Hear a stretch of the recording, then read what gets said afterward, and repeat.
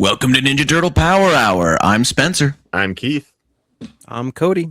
And I'm Mike.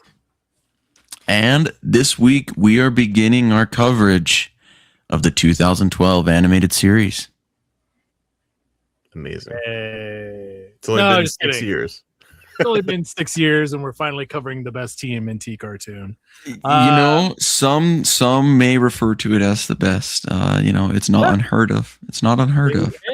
And it's not unheard of. Spoiler alert, they may be correct. They could be wrong as well. They could put me down for team but correct. That's the important part, is that they are Put me down for team incorrect. Put me down for team, I think it's 25% the best show and 75%. You could probably skip it. Damn. Why do you hate Rob Paulson? I don't. I haven't watched like any of the shows since it first aired, but I remember it having like very, very high highs. Like when it hits, it freaking hits. But like when it doesn't, it's like another spider mutant, another episode I don't need to pay attention. And that being said, the voice talent, not a complaint for any of this. Yeah. I mean, they've got great actors, voicing all these characters. So. Rob, it's all the like Seth? It's the 22 episodes between the two on the end caps of each season that are a slog to get through for me. That's kept me from rewatching it. So, but I'm happy to be proven wrong on a rewatch. So, I think we shall see. I think Keith will get One Pieced. One Piece is a unique exception because I'm actually just reading it to stop you from talking about it because I can claim it's spoilers. So hey, if that helps you sleep at night, buddy, it's the longest con I've pulled as far as reading goes. It's gonna be you lay awake at night. It's One Piece, yeah. And your wife is like, "What's wrong, Keith?" And you're like, "I'm afraid Cody's right about One Piece." I still maintain that the One Piece is the friends that we made along the way, and you're gonna be sorely disappointed when it is that. But once you read One Piece, you'll understand that's not an unsatisfying ending because it's literally true. Anyway, tonight we're doing the first 3 episodes, which is Rise of the Turtles parts 1 and 2, and Turtle Temper. That's right. Not Rise of the Teenage Mutant Ninja Turtles, but Rise of the Turtles parts 1 and 2. These, I remember being super excited when this premiered. Got a pizza, watched it at my parents' house in their big living room. It was a good time. Nice. It was like. Did you watch it on TV or was it like a on-demand thing? No, I watched it on TV. They had Nickelodeon. It was part of their like cable package or something. But no, I was all in on this version of the Turtles. Like the Comic-Con that year at San Diego, that's when Nickelodeon like did the big push for this, and there's a cool photo spread. I forgot to add that to our thing. But it was like, because it was a big deal that like Jason Biggs was playing Leonardo and Sean Astin is playing Raphael in this version. And so they did like this really big like photo shoot at Comic-Con that year, and then everybody was signing this image of the Turtles, which Cody lovingly took a picture of his TV so that we could see it. Definitely not washed out, guys. Yeah. Like it's definitely not washed out, but it's a little saturated. It's fine. I keep wanting to hit that skip intro button by accident. But they had this as like, because this is obviously like an homage to the original Mirage #1, but they like had them signing like a poster version of this, and I didn't go to Comic-Con that year. My friend did. She got me the whole cast signed that poster, so I have 1 to Mike from everybody, and then one of them just signing it. That's cool. Yeah. I think I have the 2 Mike one framed somewhere. That was like nigh on, like this started 2012. Was it? So almost. It is referred to as the 2012 show. Okay. That makes sense. I forgot numbers for a second there. That's fine. I remember this is back in the early days of Hulu when it was like still free, but they only showed the last 5 episodes of a show. and I didn't start watching it till like week 6, so I missed episode 1. And whatever random kid this is, if you're listening, thank you so much, because I went on YouTube and I found some kid had his camera just trained on his like TV DVD combo playing episode 1. So I watched like the video of a video and then watched the next 5 episodes on Hulu. And I every now and then would just kind of take a night and like catch up on it as it was coming out. It was pretty cool. That's cool. Yeah. I did not have cable, and so like I just hadn't seen any of it. Eventually, I downloaded the Nickelodeon app and caught whatever random episode they had up on there. I didn't really care for it then. Then later on, years later, when I like started interacting with like online fandom, that's when I finally found a pirating website. Whoa. Yeah. No, I've since tried to, not do that, but I don't know.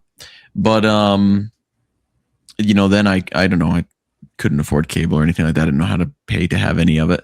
So there wasn't all of the streaming service stuff that was widely available. At least it didn't seem like there was. Anyway, the point is I found a website and I watched like the first 2 episodes and was just like, yeah, this ain't it. I don't know. This just isn't for me. And then like I just kept reading some people like heaping praise on it. And so I was like, all right, I'll give it another go. And then I watched the 3rd episode and I was like, yeah, no. So is this a fresh virgin read of this for you, Spencer? No, I've watched it before. So then I eventually, when I started this show, so that like when talking about it, I knew what I was talking about, I finally just did a watch through of the whole series and watched through all of it. What about you, Cody? I remember like I was very aware of it coming out. I feel like they also let you watch like the first episode for free online or something. Yeah, I think it was on YouTube. Was it also the kid filming his TV like mine? Maybe, quite possibly. It was either that or maybe I watched it over at my sister's who had cable or something like that. But then after that, I believe I just downloaded the episodes illicitly. And I watched it pretty faithfully because I liked it a lot, and I watched it pretty faithfully up until like kind of through season 2, and then I just kind of fell off with other stuff in life. And then I just kind of went back and watched it on my own. I used to love watching it on. There used to be a thing called the Totally Turtles channel that they did. Yes. Which they still have, but now the Totally Turtles channel is a great place to watch like Avatar, Danny Phantom. Yeah, many things that are totally not turtles. But it's just a good station. Because they used to play it on a loop and you could go all the way through. And so like it was fun to just slip into it off and on, and then they were like, what if we didn't do that and it wasn't Totally Turtles? They need to just change the name of that channel or something. It's so stupid. No, they're locked in. It's like can't change it. What's crazy, like Pluto is owned by Paramount, so like there's no like loophole, there's no like legal thing keeping them from doing it, is there?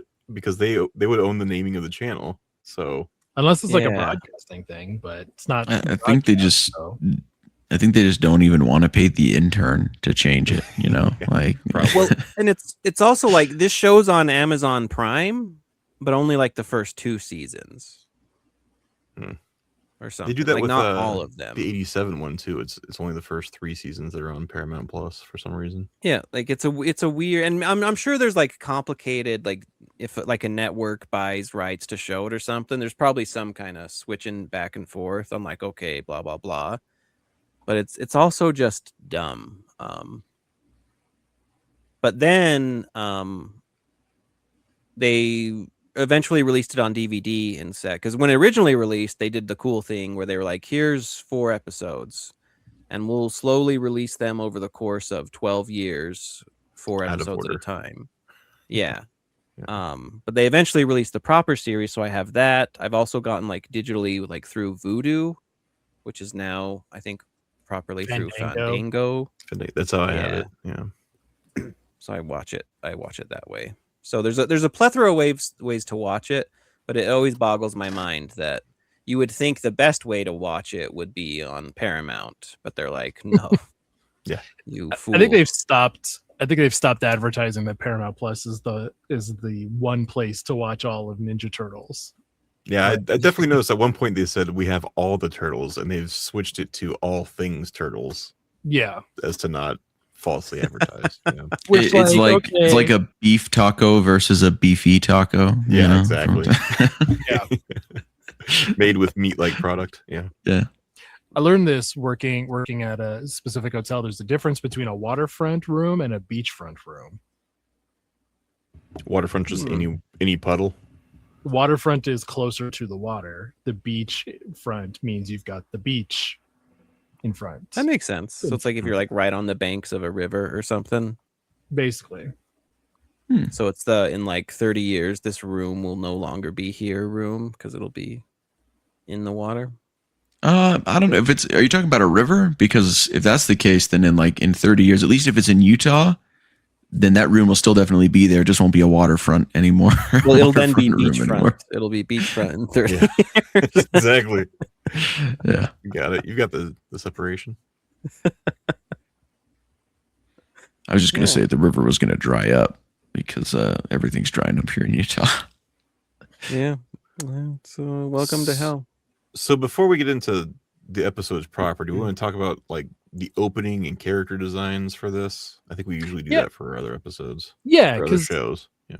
Like this was such a radical departure from previous versions of the Turtles. Like most notably, like these turtles all have distinct body types, different sizes. They have 3 toes, which I don't know if you guys remember the 3 toes war in the fandom. It was a whole thing for some stupid, dumb reason. Whole thing. Yeah. Well, didn't Nickelodeon like make posts saying like 3 toes versus 2 toes, and they just like dipped themselves into, I don't know, like they created the controversy. No, like when you tell people like, what do you want versus this thing? Turtles, but it like the fandom just like independent of Nickelodeon was super into this war. Like I remember seeing it at Comic-Con. And yeah, I was not interacting with fandom at this time. So which is wild because like if you're lucky enough to have the art of the 2012 series, there you go. You can definitely see that they were originally designed with 2 toes. That's kind of unsettling. I think 3 toes was the move compared. It does kind of look like a hoof, you know, with the way they shape the feet. It's giving. Well, it depends. In that particular image, they do. In other versions, like other pages, deeper into the book, it's more like the normal like turtle toe that we're used to. Like Keith, if you go to like Leonardo or Raph, you could see it. Yeah, the sharpness of the toes, because it's almost like a weird claw hoof foot. The one on the cover is more like hoof like, but the one on here's Raphael. Put me back up there. See, Raphael. It's more of like a regular. Yeah, that's fine because those are just big regular turtle toes. The Leo one. Why did they not actually almost the Playmates toy toes? They're like really long for some reason. Those look awful. And that's what I was gonna say is like it seems like it changed late enough that Playmates, when they designed the figures, you still used the like weird 3-toe design. Yeah, and Playmates, they did the most critically, they gave them like they were like human toes. So they had like 3 big toes essentially. Because if you're gonna do a big square toe, that's fine. But they did like creepy humanish toes, which they later corrected to like the 3 slit toes. Well, and annoyingly, they still used like the more Playmates design of the figures, and then like the sleek animation version of the 3 toes, like for the knees down. And it was like I remember hating those figures because it was such a weird mishmash of the two. My background is me meeting the 2012 Turtles. That was fun. What toes do they have, Mike? Yeah, they have your camera down. Well, no, it's a still image. You can't tilt my camera. Show their feet. But if you Show get out of the feet. camera, Or we me. can see Mikey's. Here, get out. Get Mike. Leave. I think Mikey just has 2 toes there. I think he's got the hoof toes. No, they've got 3. Oh no, They there's got 3 three. feet. Look at There's 3 Donatello. toes. There's 3 toes. Yeah. There's 3 foot fingers there. So yeah, Donatello.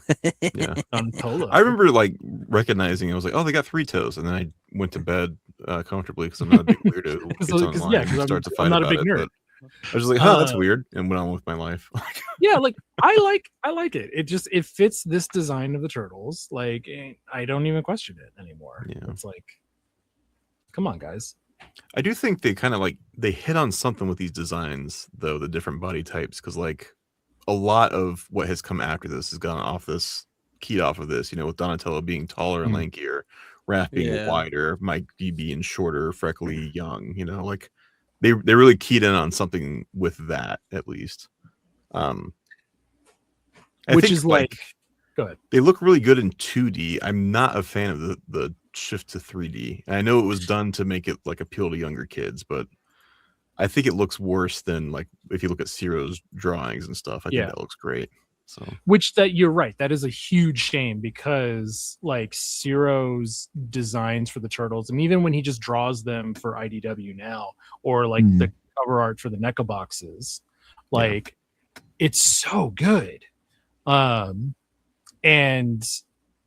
it kind of makes me not like the 2012 3D designs anymore.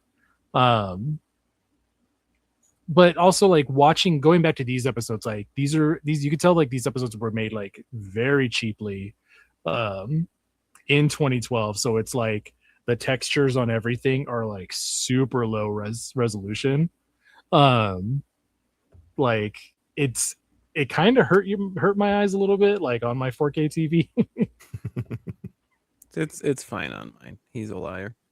Well, I you don't have 4K TV, Cody. It's fine. You're watching I really watch it don't on care my for 4K TV. For the 3D animation. But I'm also a fan. I was a fan of Reboot and Beast Wars. So it's So you use the shitty CGI, is what you're saying. Well, kind of, and I don't think this is shitty. Obviously, like they're working with their budget, so it's like that's why you don't see a lot of people in the background or stuff. So like it makes sense. And if people don't like it, that's fine. But what's weird to me, for one, they're like the CGI is terrible, and you're like, yeah, it was 12 years ago. Like, like I would never say the CG is Marvel terrible. CGI is better, and it's like it's a TV it's movie show. quality stuff though. I didn't think it was that great for the time, but also I think I'm at a point now where like this kind of CGI is used so much for like preschool stuff that it naturally looks cheap to me. Yeah. Which, ironically, I always thought CGI was a more expensive way of doing things. But that's not been the case. The Teenage Mutant Ninja Turtles are much more high definition than these turtles are. Yeah, and they look like weird Roblox or something. Like I think it's the big pads that really make it look funky to me. That's just like they're like so blocky. Well, yeah, I mean that's like people. I think people also conflate, like when they say the CGI is bad, they're just saying they don't like the style. And it's like, that's fine, but like you should be able to identify, like, I don't like the style, because I think the CGI is actually pretty good given the time and like the budget, because like realistically, when you're making any show, especially if you're doing like a 10 episode season, maybe, but like there's no reason to do like gangbusters CGI on like a kid's cartoon, Right. Also, like if you read the art book, like it sounds like no one was used to doing 3D CGI shows. Like they had issues with like the fire escapes not being wide enough for the turtles and stuff like that. Like there was a lot of growing pains apparently among the crew making this show. So because like a lot of stuff you can cheat in traditional 2D animation, like you obviously can't do here anymore. Yeah, they could have gone full Rob Liefeld and never shown the feet, and we would have never known that they had 3 toes. Right? So but like overall, like I like it. And I think the animation, like the intro itself is amazing. Like 10 out of 10, the best intro. Like, I'm sorry to everybody. Talking about the animation of the intro or the song of the intro? Both. You're wrong on both accounts. Am I? Well, I'm not on team wrong though, or team incorrect. Remember, you guys are. So, But it's just like the way like the whites of the eyes like pop up during the action scenes. It's so good. It's so good. It's so fun. It's energetic. It's quotable. Like my wife sings it all the time. Like the new girl at the comic book store, she knew it, but she knew this version of the Turtles. Like it's generational. It is very cool. I forgot to mention the whites of the eyes. It's a cool detail they did. To answer a question for me, at the end of the theme song, they all like climb up on the building. There's a scene right before they do the pose from issue 1 on the cover. Right. Is Leo not in that scene where they're like going between the buildings? There's like only 3 of them that go, right? There's a scene where they're like running to get in place, essentially. Yeah. No, I know. Like Raph turns and he like flashes a sigh. Yeah, it's like the moon is in the background. It's like one turtle's like whoosh and then like ducks out. I think like Mikey's jumping. Yeah, across. And Raph turns with a sigh. Is Leo in that scene, or am I blind? I can't remember now. Okay. Keep an eye out for me, because I always keep an eye out. I'm like, surely he's there somewhere. But and later on they put Casey Jones in there. But I'm like, I've never seen well, they also like they updated it too, because like the turtle blimp is in it. When they finally get that. Yeah. Yeah, and they switch out the villains and all kinds of stuff. So yeah, they also do like the like when they get their grappling guns later on, like they have that. They switch out quite a bit of stuff as it goes, which is neat. I actually visually I like when they get into the Tales of the TMNT. I like that intro visually better, because I just like the fun. It's like it's a different style. It's like more artistic and you can talk about that in a year and a half when we get there, Cody.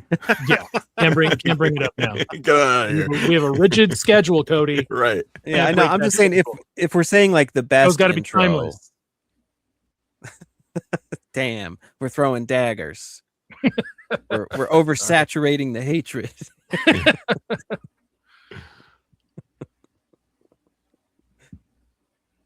All right. Let's see. Well, without further ado, let me tell you a story. The Ancient One did tell me a story I think you guys would want to hear. About Master Splinter's master, Hamato Yoshi. Well, let's hear it!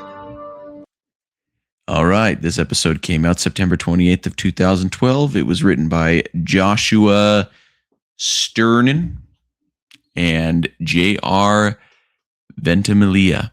I don't know. I'm sorry. I probably butchered that last name. Ventimiglia. The Turtles, they're training in their lair. After the exercise, they talk about how it's the anniversary of their mutation. Splinter tells them how he got mutated by walking up on suspicious men in an alley with his baby turtles. They splashed him with the mutagen, and the rest is history. Splinter then gives them permission to go topside. They discover pizza and a girl getting kidnapped by mysterious men. They try to stop the kidnapping and fail. They learn that the men are robots, and Mikey sees a brain alien come out of one. But no one believes him. They tell Splinter what happened, and he gives them permission to go save the girl. They find one of the mysterious vans that the strangers are using to get their hands on it. Yeah, to get their hands on it, only to discover that the stuff that mutated them is inside the van. To be continued. To be continued. Damn it. Am I unmuted? Damn it, Mike. Damn it. Rise of the Turtles Part 2. Written by Josh Sternin and Junior Ven. It's actually Ventimiglia. No, it's probably not. The Turtles have found their mom / ooze canister. Leo realizes it's a clue to their past. Mikey is hoping it will reveal proof of his alien robot claims. The Turtles try to interrogate Snake. Raph threatens him with ooze. Snake tells them about the Krang, who are kidnapping scientists and taking them out of the city. The Turtles hold a stakeout watching the strange suited guys with Snake as their prisoner. They start squabbling and Snake is able to slip away. They hatch a plan to lure Snake back because they realize he's listening in on them by a dumpster. So they make a plan to like come at a specific time at night, so he'll come for them. Back at the turtles' lair, they regroup. Donnie's making gear. Raph's talking to his pet turtle, Spike. Splinter warns Leo no plan survives contact with the enemy, and you have to react to the moment. He tells Leo of his final battle in Japan with Shredder, who was formerly known as Oroku Saki, a man who had been his friend, but the love of a woman came between them. Oroku Saki's jealousy turned into a vengeful attack. Tang Shen ended up dying in the attack, and Splinter's young daughter, Miwa, was lost. We cut to a character who's probably April and her dad in the Krang prison. April hatches a plan to fake being sick and in pain, where the Krang will come out, and she tries to attack them, but turns out they're impervious robots. We cut to Snake, who's armed up with the Krang suit men, ready to ambush the turtles. The turtles send a van to crash the party, literally. The ooze canister explodes out of the van, covers Snake, who gets mutated. The turtles use the explosion as a distraction to climb into the Krang base. They discover the alien robots and regretfully realize Mikey was right. They battle it out and eventually discover the Krang brains, proving Mikey super right. They find April and her dad. Raph smashes the door to free them, but the Krang quickly scoop them up and flee. The turtles try to pursue, but a new mutant, who is quickly named Snakeweed by Mikey, emerges, a giant plant monster. They cut off his arms. He grows back. They keep fighting. Donnie jumps onto the helicopter that the Krang are trying to transport April away in. He saves April, but her dad is still in the helicopter. They lose the dad. They lure Snakeweed to a power generator and try to blow him up and kill him. Then the turtles flee. Krang robots decide that they got to take out these pesky turtles. Snakeweed, we think, is dead because he's all ghostly white, but his heart starts beating again. The turtles take April to her aunt's apartment and vow to help her get her dad back. At the lair, Splinter's impressed by Leo, but tells him he only made him leader because he asked. He would have done any turtle except for Mikey. The turtles see a newscast on the news talking about ninjas, and they're super proud. But Splinter's like, oh, this ain't good. We learn why it's not good. We cut to Japan, where the Shredder sees the Hamato clan symbol on a throwing star that was left behind, and he vows to go back to New York because his old enemy is clearly alive, and he's got to kill him. The end. Wait, wrong Shredder. Sorry. Yeah, the soundboard thing, not a good idea. Great. Not a good, Everyone it's only loves going to get it. annoying. It- That's We just no. Let's just. You should have to pay mute Spencer and $5 Mike. every time you put a sound effect in there. That's a It's like a fantastic- swear jar. Our third episode is Turtle Temper, written by Jeremy Shipp. Original air date October 6th, 2012. The Turtles' rooftop recon mission goes sideways when Mikey's antics spark a noisy scuffle with Raphael, attracting a cranky neighbor named Vic who blames them for breaking his satellite dish. The argument draws the Krang, leading to a chaotic fight that Vic records on his phone. Back in the lair, Splinter reprimands Raph for letting his temper jeopardize the mission and teaches him a lesson through a training exercise and a story from his past, how his own anger toward Oroku Saki once escalated into tragedy. When Vic refuses to hand over the video without an absurd payment, Raph's frustration again alerts the Krang, who kidnap Vic. Leo benches Raph, sending him home while the others go track the Krang to the mutagen facility. There, the Krang plan to use Vic's footage to study the turtles, but Vic's stubbornness leads to him being drenched in the mutagen and transformed into an acid-spitting monster named Spider Bites. The turtles struggle against him until Raph arrives, finally applying Splinter's lesson by ignoring the insults and flying with clarity instead of rage. With renewed teamwork, they exploit Spider Bite's weakness, destroy the incriminating phone, and force him to retreat. Leo apologizes for sidelining Raph, and we end with Raph triumphantly pinning Mikey until he proclaims that Raph is all-wise and powerful. The end. Riveting. Fantastic. Truly riveting stuff. Truly riveting stuff, for sure. For sure. Some of the greatest turtle stories ever told, right there. I mean, Yeah. 3 bangers right off the bat. You know, can any other season of Ninja Turtles say they started off this strongly? I don't know. We can definitively say they cannot. Yeah. The 2003 series started with them fighting mousers, so I don't know, man. Sorry. So did the 87, and they're done that. Get out Not of in here. the first 3 episodes. Not that came It was later. the third When episode. did they fight Lewis Black in the other shows? Exactly. Yeah. Exactly. All right. Seconds and time arounds. I don't think there's an audio clip. No. Okay, Clip for that one. Keith is Oh our shoot! clip. Keith is our clip. It's the one that's just called Nice Junk. That's what. Oh, one I was like, I don't know what this is. Yeah, that one. God, That's it. God, Spencer, you're the worst. Sing, Keith. Sing, damn you. Sing. Yeah, just Keith, just sing. We'll get it. We'll get it next I'll week. sing when the thing comes on. Thank you. I'll sing when I'm good and damn ready. Well, I don't know. Spencer didn't name any of his links. I don't know which one it is. Didn't you upload it? It's the one that says Nice Junk. I thought it's uploaded. It's called Nice Junk. Just gotta hit the Nice Junk button. Hit the Nice Junk button. We didn't upload any junk because I didn't upload. I didn't upload anything named Nice Junk. Keith, I'm second already time around. Doing it again for the second time because it's a second time around. There we go. Awful. Right off the bat, Antonio's Pizza is owned by Ciro Neely's dad, so it's not just a random logo. That's the logo of his family pizza place. Yeah, very sweet. That he did that. He mentions that he wanted to immortalize his dad in there, and that he worked in there when he was younger. So it was like a full circle thing because now his dad works for him. The supervising producer on all 3 of these episodes is Ant Ward, who would go on to co-create Rise of the Teenage Mutant Ninja Turtles. Ant Ward worked on a lot of this show too, so it's yeah. He kind of got a second chance to make a second Turtles show, which I think is kind of rude. Second time around, right? Yeah. At one point, they're reading a comic and there's someone's face on it. Whose face is that? Do we know? Do you have a picture? That's a fantastic question. I wonder if it's one of the assets in here.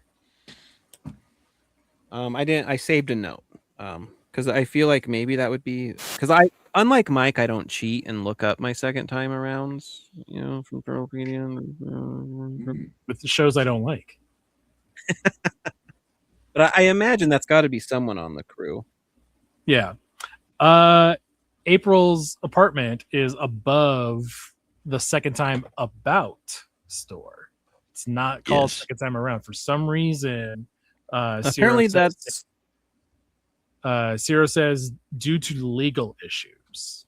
And that's all that's mentioned in the art book. Yeah. It's weird.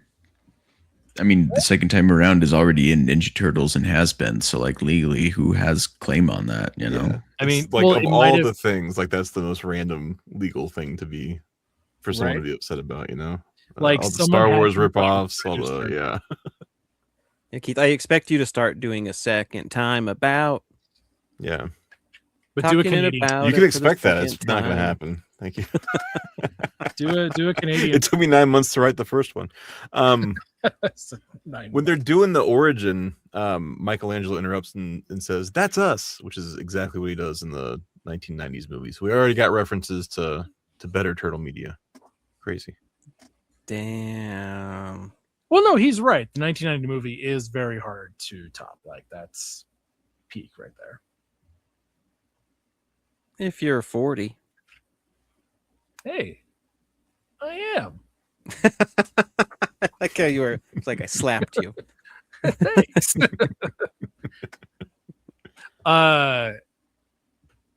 Not only, so we also, I think this is the tallest Splinter that we've ever had.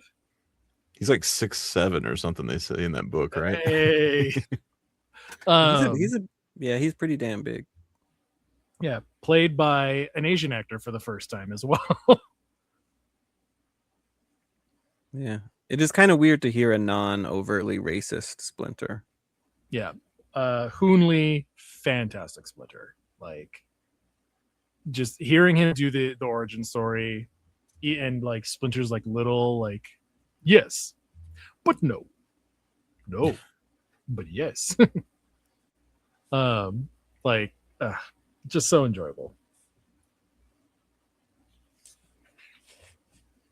I just like reading the book. It's such a good art book. I wish everybody had the opportunity to get this because this thing's like $600 now.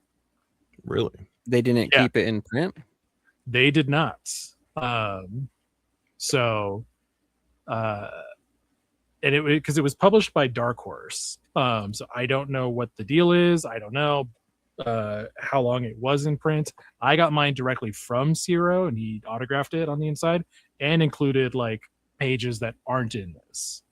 So I have like concept art for like other characters we'll get to as we come on into the show and stuff. I had them scanned. I lost those files. I'll just rescan them because they're so good. But I still have like the shipping box he sent it into because I'm like, it's like bubble wrapped and everything. Because now that I know how much this book is worth, I don't want to damage it. You have a lock of his hair, but he doesn't know you have that. I mean, basically. Have you dusted it for prints so you can like identify? Yeah. So they can steal his identity. I mean, I don't have hair, so whoever's hair is in there, it's got to be someone's.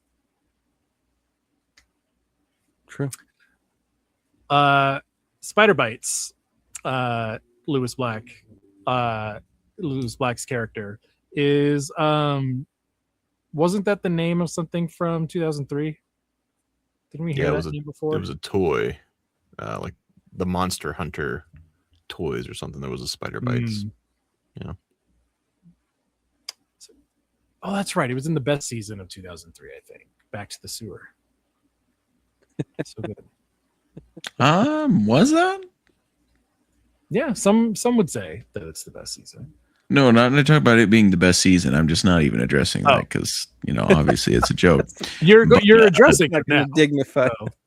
But no, I was saying that like it was Spider Bites. Did Spider Bites even appear in that season? He was in that like Monster Hunter final thing that we didn't watch because it was just a big toy commercial. Oh, okay. Yeah. But they also made toys of that, and he was a toy in it. Oh, okay. Oh, there you go. Cody, I know you hate them, but Turtlepedia lists who's on the comic book cover. It's 80s Mutagen Man. No, there's like a human face. I mean, there's like very clearly like it's Seymour. Can we put it up on here so we can see it? Let me see if they have a picture of it in here. I don't think you're thinking the same thing that I'm thinking of. I mean, I'm looking at proof or looking for proof. So, do you have proof, Cody? Here. Oh yeah, we're doing the thing that we said we wouldn't do on the live show anymore. Gotta stop it. They spin their weapons a lot in this. Like, and what's neat is like each one of them has like a unique sound effect for like the spinning of the weapon, which is. Yeah, I hadn't really because obviously you remember like Mikey spinning, Yeah. But like Donatello, cool. Like spinning the bow, has got that like really cool whooshing effect. And then like Raph spinning his sai have like a little ringing sound to it. It's just like, it's like audio, like, I love it. Yeah, like they spin way more than I realized, which is kind of cool. Because like when NECA did their 2012 Turtles, it's like you got to do spinny chucks, which they didn't do. But it's like they really another NECA fumble. Yeah, which spoilers for news. Someone say one of their last fumbles. Yeah, they might not fumble TMNT ever again. Yeah.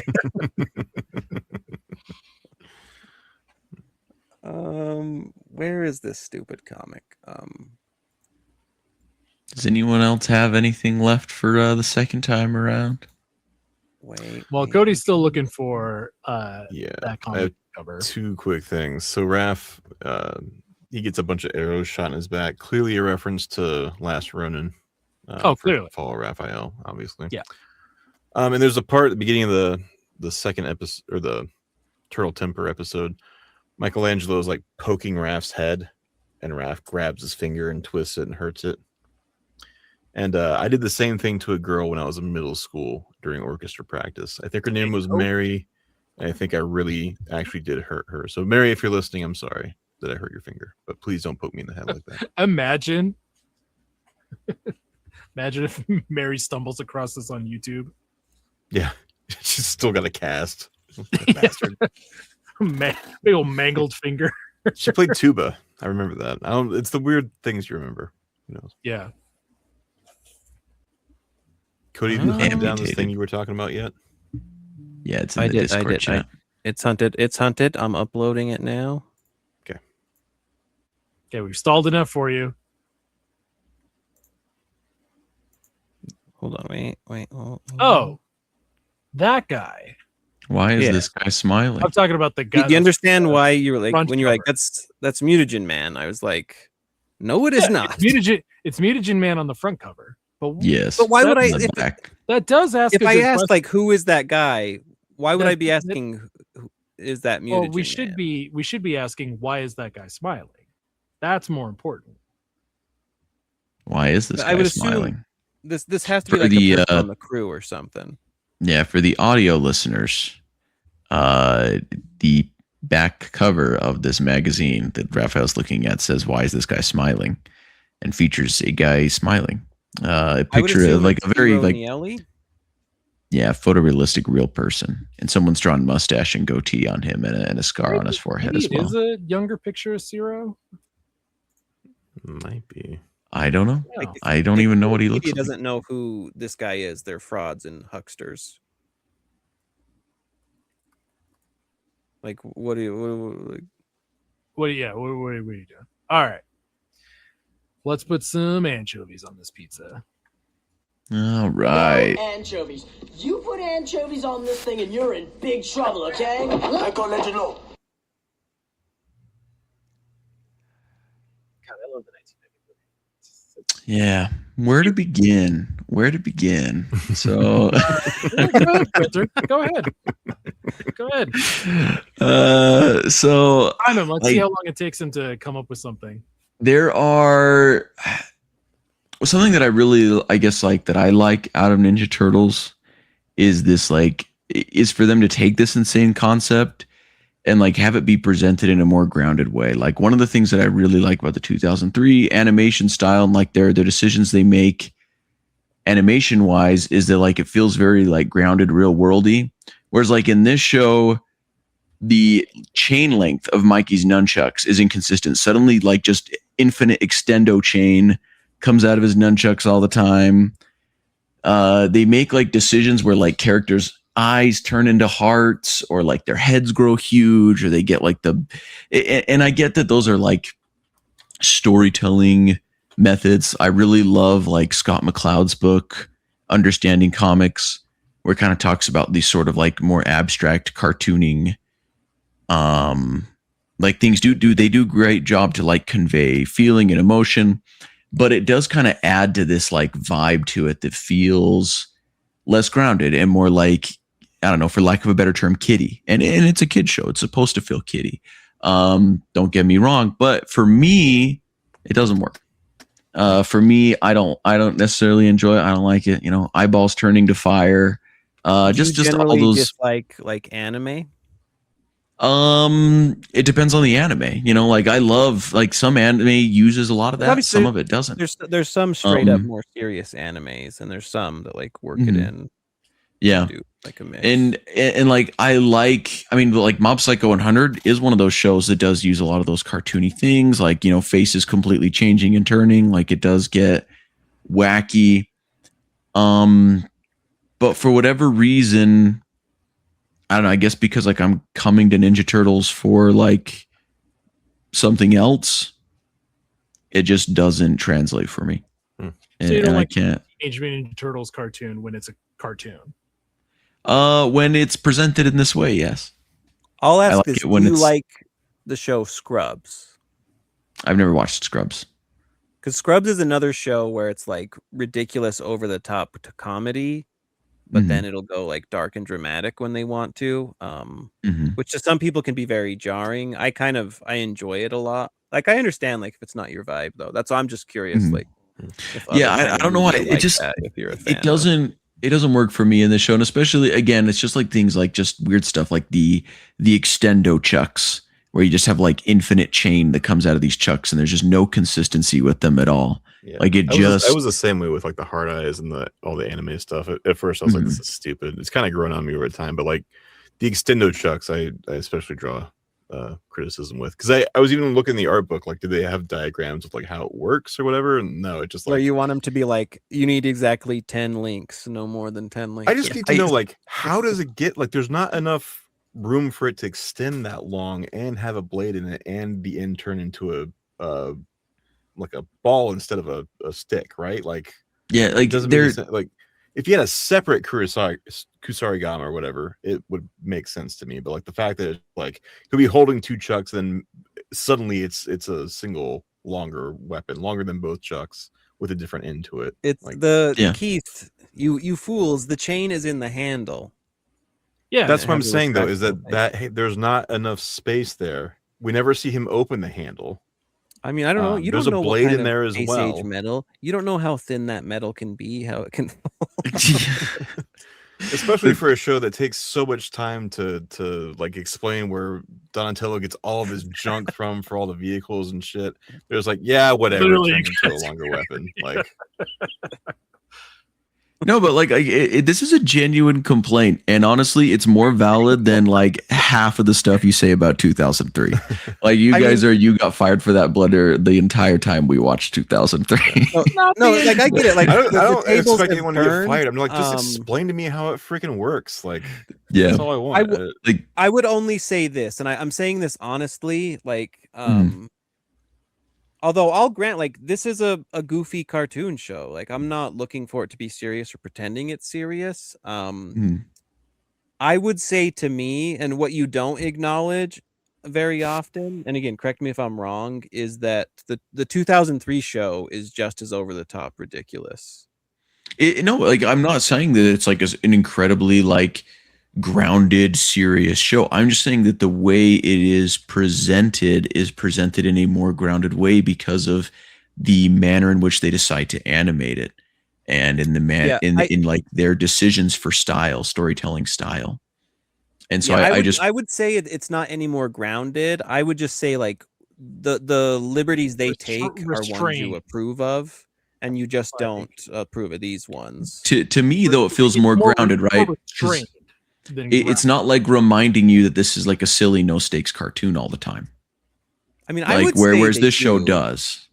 This one just does it much more visually, because they're going for like the anime over the top, like cartoon vibe. I would argue the 2003 one does just as much over the top cartoony stuff. It's just a different version of it, but it's interesting to see.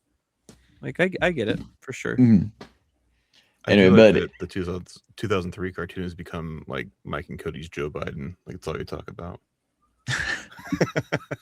It's a direct, and like, especially when like we had this thing where like me and Mike didn't like 2003 as much, and you guys would brook no criticism.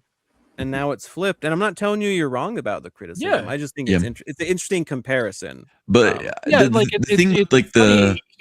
funny hearing what you won't accept here, but it's like it's kind of a lot of the same things that you do accept in 2003. People's eyes don't turn into hearts in 2003. Their heads don't grow really big when they're yelling at somebody. Extreme example, but you also have like cartoonishly stereotypical like gang members with purple hair, which are like totally realistic. You have Matrix agents. I mean, I'm not calling those things realistic. Like, it is still very like comic booky and silly. I'm not saying that like it doesn't have any of those elements. But what I am saying is these elements that they add in the 2012 series, to me, just like give you more of that, like, yeah, there's no stakes, this is a cartoon vibe, and it like makes it feel like it's for a younger audience to me.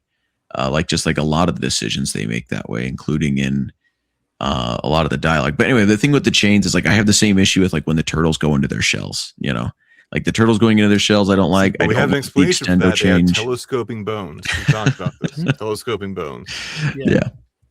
And so yeah, there's like all sorts of decision just with like writing, like the way the Krang talk gets old really, really fast. Oh, I freaking hate Krang speak. No. It's the worst. And it's just over here. Woo. And it's just like this entire villain is a joke, you know. It's just like this entire villain is just, you know, it just doesn't work for me. Well, okay, but they're on the same level as Garbage Man. Okay, like that's fine. They're clearly not the big bad. Like Garbage Man appeared in 2 episodes. We immediately at the and end. Krang is the big bad. No. I'm talking about like spider bites and snakeweed. Like I'm not talking about them. We established that Shredder. We're talking about the Krang. Okay, fine. We're talking, but we established that like Shredder is the big serious bad, and like, so is the Krang. But not. I mean, the Krang kind of are, but the Shredder is the one who actually does damage. Like, like he gets the big like ending, like scary, like moody shot. The Krang aren't the big threat yet. Like they're the monster of the week. They kind of drive the plot forward a lot until they get to Shredder, and it's like when Shredder shows up, you're like, oh shit got real. But then when the Krang like become actual villains and take over in a later season, then it's like, oh, okay, like the Krang are now big bads. Yeah, then they show up in, anyway, that's later episodes, but they show up in gorilla robots with butt cannons. Come on. Yeah. I would say the Krang cannons are great, man. The Krang aren't really a threat to the turtles. The Krang are very serious threat to humans. Don't knock the butt cannons.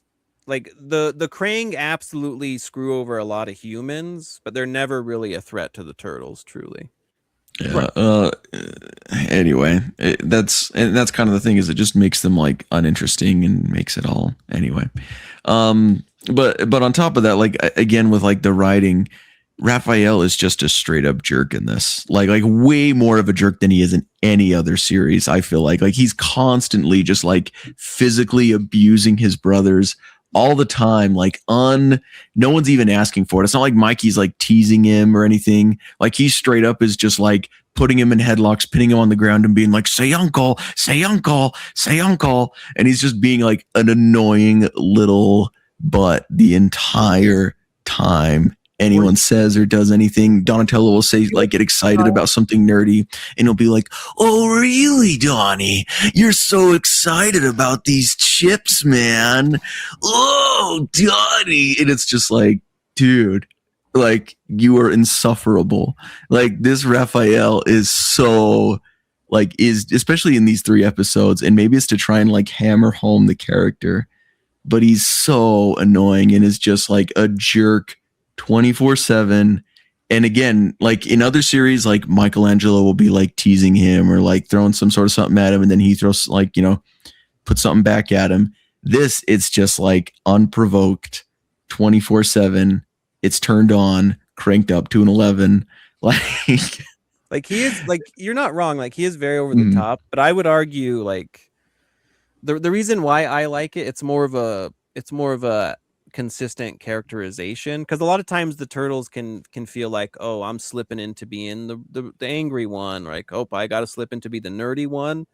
I do like that the turtles' personalities, like them or not, they're generally like that all the time. Like, so you get more of a feeling that like that's who they are. Like Mikey's just like a space case.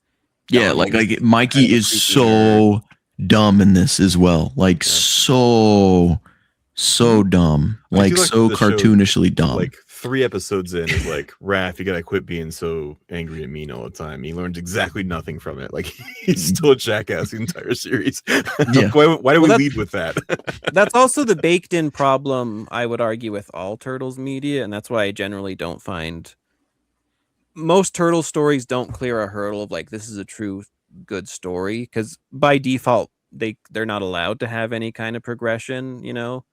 Because like you can look at any like turtle property, Raph never stops being like an angry hothead who like ruins things, you know, because they're like the turtles, like that's my issue with the series as a whole. And I get it. But you're like, oh, Leo's the boring leader or Donnie's the tech one, and they never, like, they're not allowed to even go beyond that. This is probably one of the most extreme examples, but it's the same. Like you get into Rise and they're like, oh, I mean, Rise does They're some all weird the same things in where they, Rise. There's not really a yeah, difference Rise between the kind four of them, fudge, but so. even then, like Donnie's kind of like he's a techie a-hole, and it's like that's all he's ever gonna be. Yeah. And then like you get into like the Bay movies and stuff where it's like I do think they pigeonhole themselves in a way that like you can't get a lot of growth unless you get into like volume 4, where maybe they get into growth they shouldn't have. Yeah. Genocides and whatnot. I'm not a fan of the spinning either. I think what it is for me is that they just open their hands and the weapons spin. I'm like, if you had like put some animation to it, but it just helps it feel cheap. Spin you know? stuff like that, but it is. Yeah, but you still gotta like turn your hand initially. Yeah, it's very stylized. That's where the falls. like the animation budget plays Yeah. into it for sure. You can tell like there's a scene where Raph's like wrapping his sai around the crane droid, and I think that sai is just like clipping everything. Like they're clearly still very new with the technology. Yeah. They also like I've been reading through the art book, and Zero takes a lot of time to say like, you know, we're trying to make the places living and, you know, have the scenery work and make it feel like a really like occupied spaces and whatnot. But this is like the emptiest New York in the world, and It's so bad it is that when they're fighting spider bites, like there's not even a background. They're just like fighting in a room with a couple boxes and just a black background, and they fall through the floor and it's just a green background. Like they didn't have time or energy to figure it out. It's so empty and distracting that it's hard to believe that it is New York, because then when they do have like a cityscape background, it's kind of like a JPEG of a skyline. And it's really distracting because like it's the city that never sleeps. Like there should be people here. Yeah, they can pretty much go outside at night with no problems at all. Like, yeah. So it would have been nice if they would have worked, because I think that's a mix of like obviously they didn't want to animate and render more than they had to.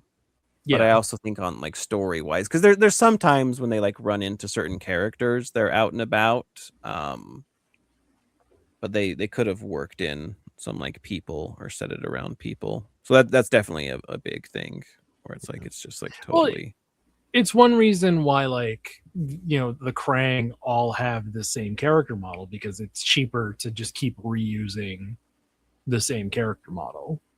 I'm honestly surprised that we got different of like the Krang droids underneath. Like we have the ones with the shielding and then the ones without. But it's like it especially in the early season, like it does feel noticeably more cheap than later seasons. Yeah. Though I do actually I wouldn't have wanted them to do like different Krang guys, because I think it helps sells the. Yeah, no, it works for this show. Yeah, and I do like the blue film that's based on some anime Zero was talking about in the book, but the blue film's really cool. I like that. We're y'all only think. Sorry, go on, Keith. No, go. I was gonna say we're only one episode in, and I'm already sick of the April Donatello crush storyline. Like I'm already so over it. April Tello is one of the worst things. Like I think the fandom can generally agree that is one of the worst things about this show. It's so like persistent and creepy from what I remember watching it the first time. And it'll be like he'll start to get over it, and then she'll like kiss him on the cheek, and it's like, oh, she's leading him on. It's like, this is just so fucking gross. Like, just drop it. But that's how like I think people overplay that, like, because kids are dumbasses and do dumbass things and have dumbass obsessions. Like I understand if people don't like it, but hey, fireworks. People treat it like I'll say this, like, you know how people like retroactively apply like modern standards to media, like back, and granted, it was only like 12 years ago, so this kind of thing was definitely growing, you know. But they make it out like Donnie's some kind of like devious criminal, and it's like, no, he's just an idiot teenager. Like, it's ultimately harmless. I think people definitely like make too much of it. I feel that way about Leo and Karai. Oh, the Leo and Karai thing, that annoys me too, because they're like their family. It's like, no, they're not. They're not. They're not, one. And yeah, two, spoiler alert. Two, Leo dropped it like immediately. And it was like one episode. He was like, I kind of am attracted to this girl. And well, yeah, and it's also like he's a turtle man. They never ended up dating. So it's like, we'll have more on that later. Yeah, that's much later. Yeah. I'm just saying the way you feel about that is how I feel about that situation. But yeah, because at least with the Donnie April thing, that consistently happens for a long time. So I get it, but people are like, oh, the other thing, it's like, y'all are dumb. I just seem to remember there was like certain points where he was like kind of starting to get over it, and then typically she would do something that would restart the cycle. Well, there's a season. It's been again 14 years since I've seen this show, so I think there's a season 2 episode. It's one of the Northampton episodes that like is really like the worst example that you're talking about. Yeah, it's like the Bigfoot one, right? It's the Bigfoot one. Yeah. I mean, and the other part of it is like, I don't know if y'all ever had relationships like that, but it's totally possible to like be in love with someone. They're aware of it. They don't want you, but they also love the attention and don't want it to go away. So it's like that kind of shit happens literally all the time. Like, couldn't be me. It was me for many years. It felt like you were talking from a personal place there, but no, absolutely. Yeah. I've wasted a good chunk of my life on dumb idiots. Some would argue you still are right this second. Yeah. Some things never change. They're baked in. That was a good zing there, buddy.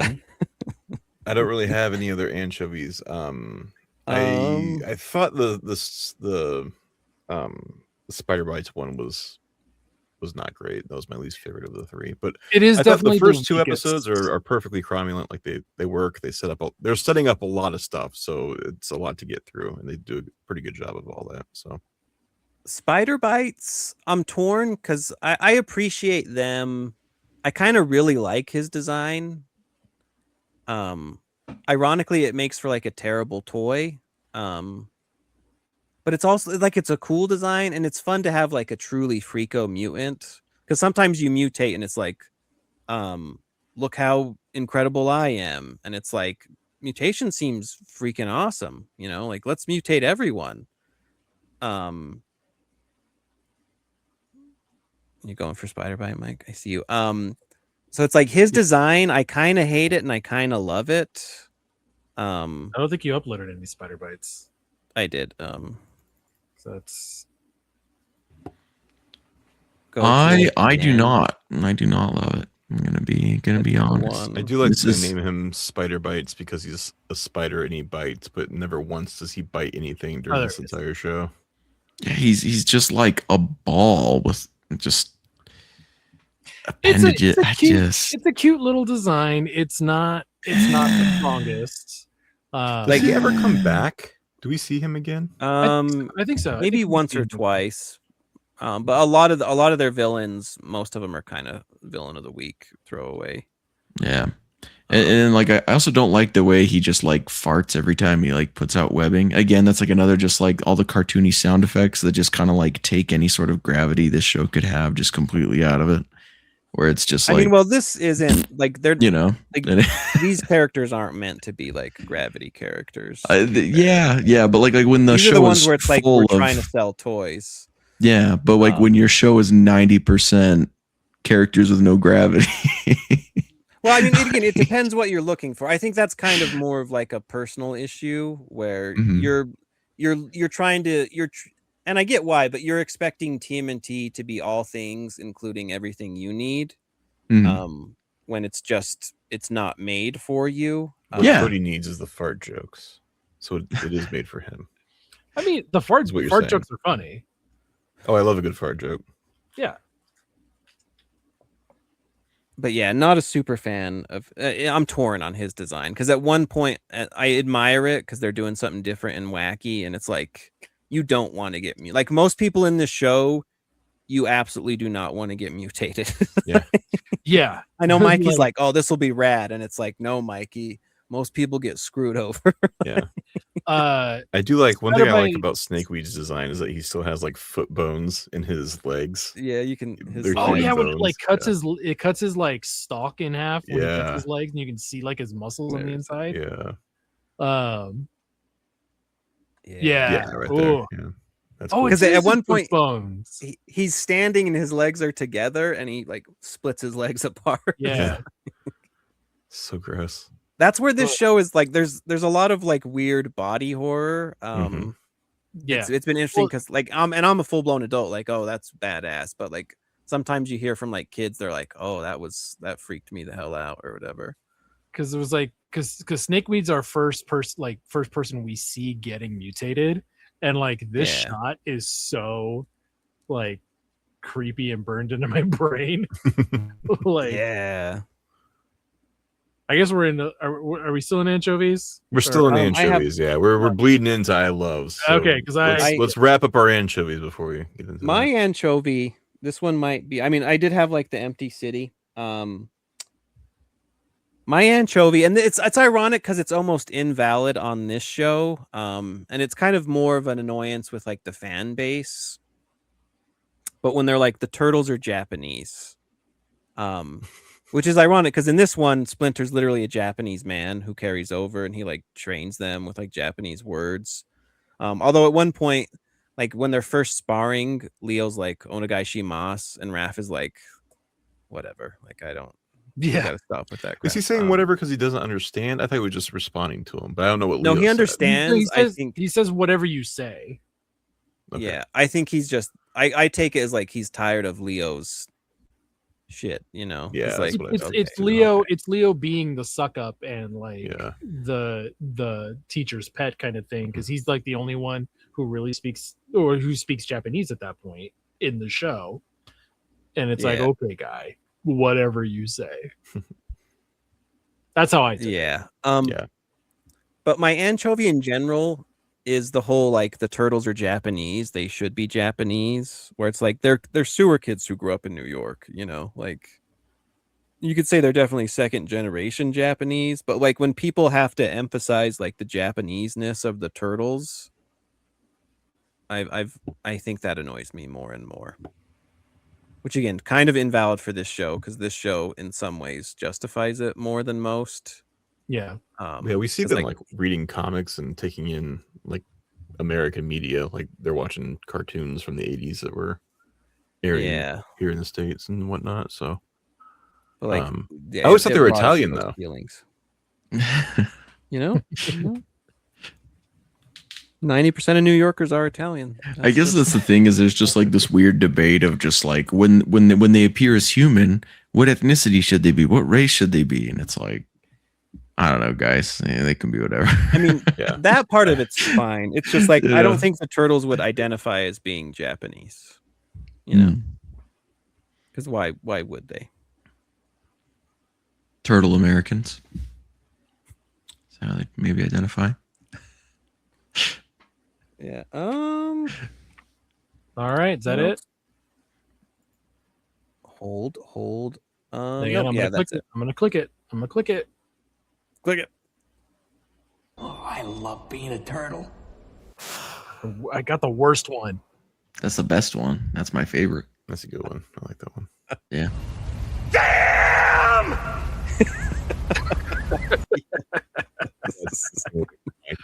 I completely forgot that they do a Naruto run, and it's so fucking stupid, but I also love it because it's so dumb. Yeah. This show's very anime. You had me for a second there in the first half, Keith, but you came around. It's just so ridiculous. And I know that they do it just to save on animation too. Like, oh, now we only have to animate the feet. You know? Yeah. What cracks me up about it is that it's so slow. Yeah, Like, they're running so yeah. seems They're that guy at Area 52 or whatever. yeah. It's like it's charming in a way because they are such like nerdy little kids that you can be like, okay, it is a Naruto run. But it's like you headcanon it and you're like, it makes sense because their shells are aerodynamic. It's like they're running, it's like a full speed automobile. Like, I don't know. It's charming to me. I really like it. And like I mentioned, this is the best theme song. It's so good. It's so instantly quotable. It's got it's a good riff on the original 87 theme. Yeah. I agree with but that. like changes it up to like feel entirely different. It's good. Yeah, it's a nice. I've always kind of considered it a remix of the original one. I really like it. Yeah, I do like that it plays into the like original theme song by like going through it, and then they just kind of update it. Yeah, I do like the show. Like, does more with like ninja tools and stuff. So like we get them using shuriken, and especially like that shot of Leo, like he jumps. I remember seeing this for the first time because I was kind of on the fence about the whole show up until this point. But when he jumps, he whips that shuriken out and it like goes and like careens into the tire. Oh, that's such a good shot. I like him like using telescopes and climbing claws and stuff. It's amazing. Yeah. And you're on another one of my favorites right here, Carlos Chang O'Brien Gombe. Isn't it Carlos Chang O'Brien Gombe? Yes. Yeah. Like you got to get the click in there. It's so good.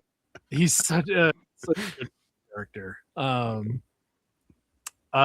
really love the Hamato logo. Because it's like the first time that we kind of have like an original one. Because the one Splinter had in the original series was like those three circles. Yeah. But this like feels like it works on a motif of like, you know, it's the five of them. But also like if you squint, it looks like a pizza. Like, yeah. And they're kind of like slices in together. Yeah, like all you've called it a pizza lotus before, I believe, Mike. I think that's pizza lotus, basically. Yeah. I forgot I said that. Thank you. I remember that. You're like, damn, I'm clever as hell. I love the show. It's so good. It inspires me. I love how like I love the colors in this show. Like everything is not washed out, very saturated and beautiful. Like, but I love that's pretty washed out. Wait, go back. Well, no, hang on. Because we're jumping in. I like when they go into the black and white like Zero comic art for flashbacks. Yeah, that's really cool. Like this is so good. And they do like a scrolly thing where it's like you're scrolling through the story. It's like a motion comic.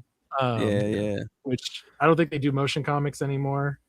So this is like a charming little artifact from the time. But it's I do wish the whole show was like this though. Like I think it would have held up a I little know. better if it was the 2D and not It's another one. But... Yeah, see like God, this body horror moment when Splinter gets mutated is so good. It's weird that they changed it from the kid crossing the street. Although, yeah, it's kind of here and there. Interesting that they're his turtles now. Mm-hmm.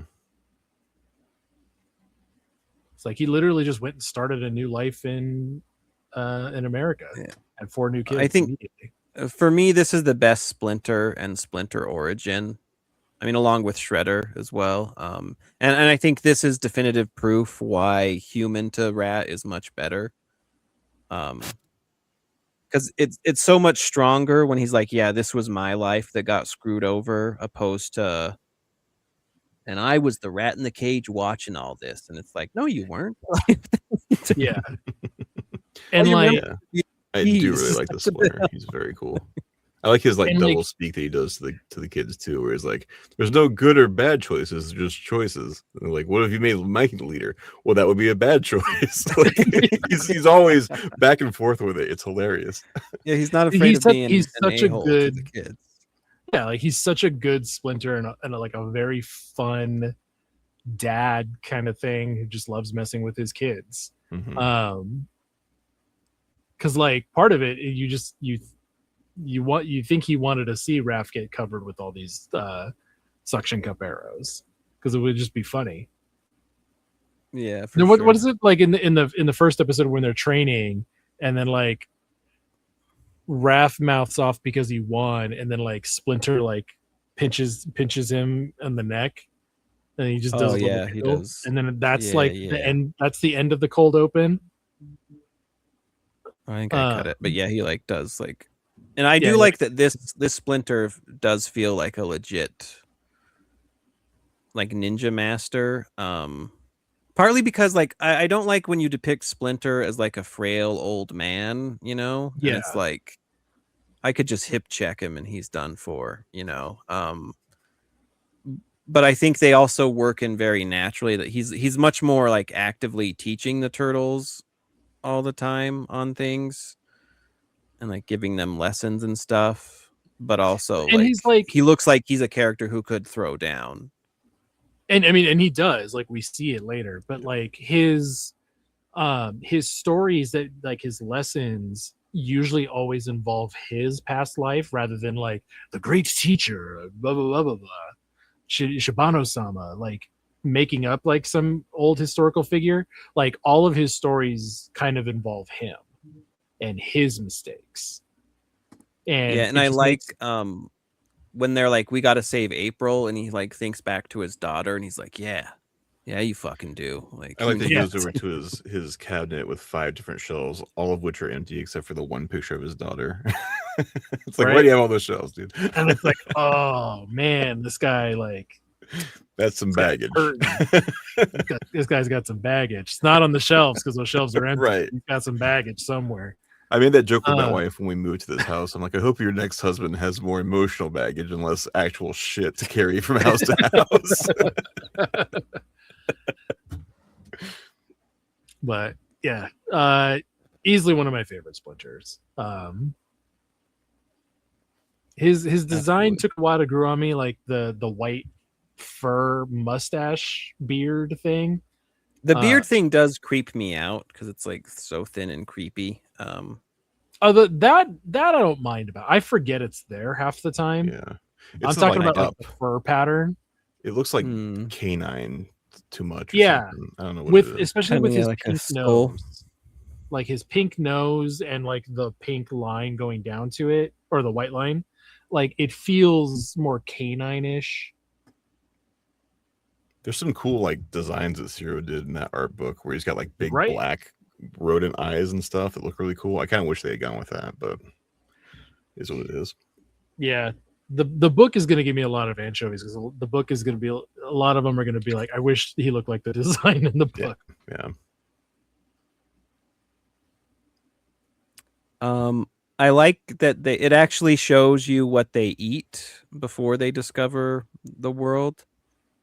The algae and worms. Yeah, and they're like, you know, they have like a plate of algae, and he makes them an algae cake. I was like, what's in it? You don't want to know. Yeah. Like I appreciate that they tried to work something in. Like this is the crap they're used to eating.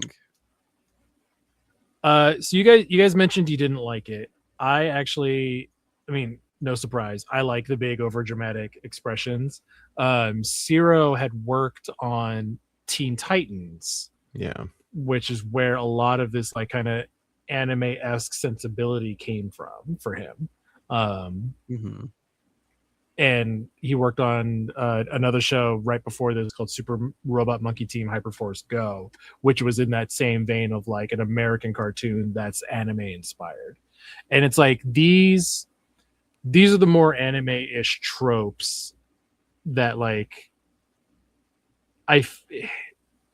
it feels like they understood here better than like what I was saying with the 2003 show, where like they tried to do anime stuff back then and it didn't always land. Like here, it's a little bit more over the top, and I get why Spencer doesn't like it, because it's the anime things he doesn't like. So Yeah. I mean, to I say think the here they anime had a things much I don't clearer like is grasp. inaccurate, because like some of my favorite animes do use these tropes. It's just I don't know, for whatever reason the way this show tries to do it just doesn't work for me. It just, in my Well, opinion, and you just don't like your turtles doing this kind of stuff. It was yeah, basically. and that's fair. Like you like.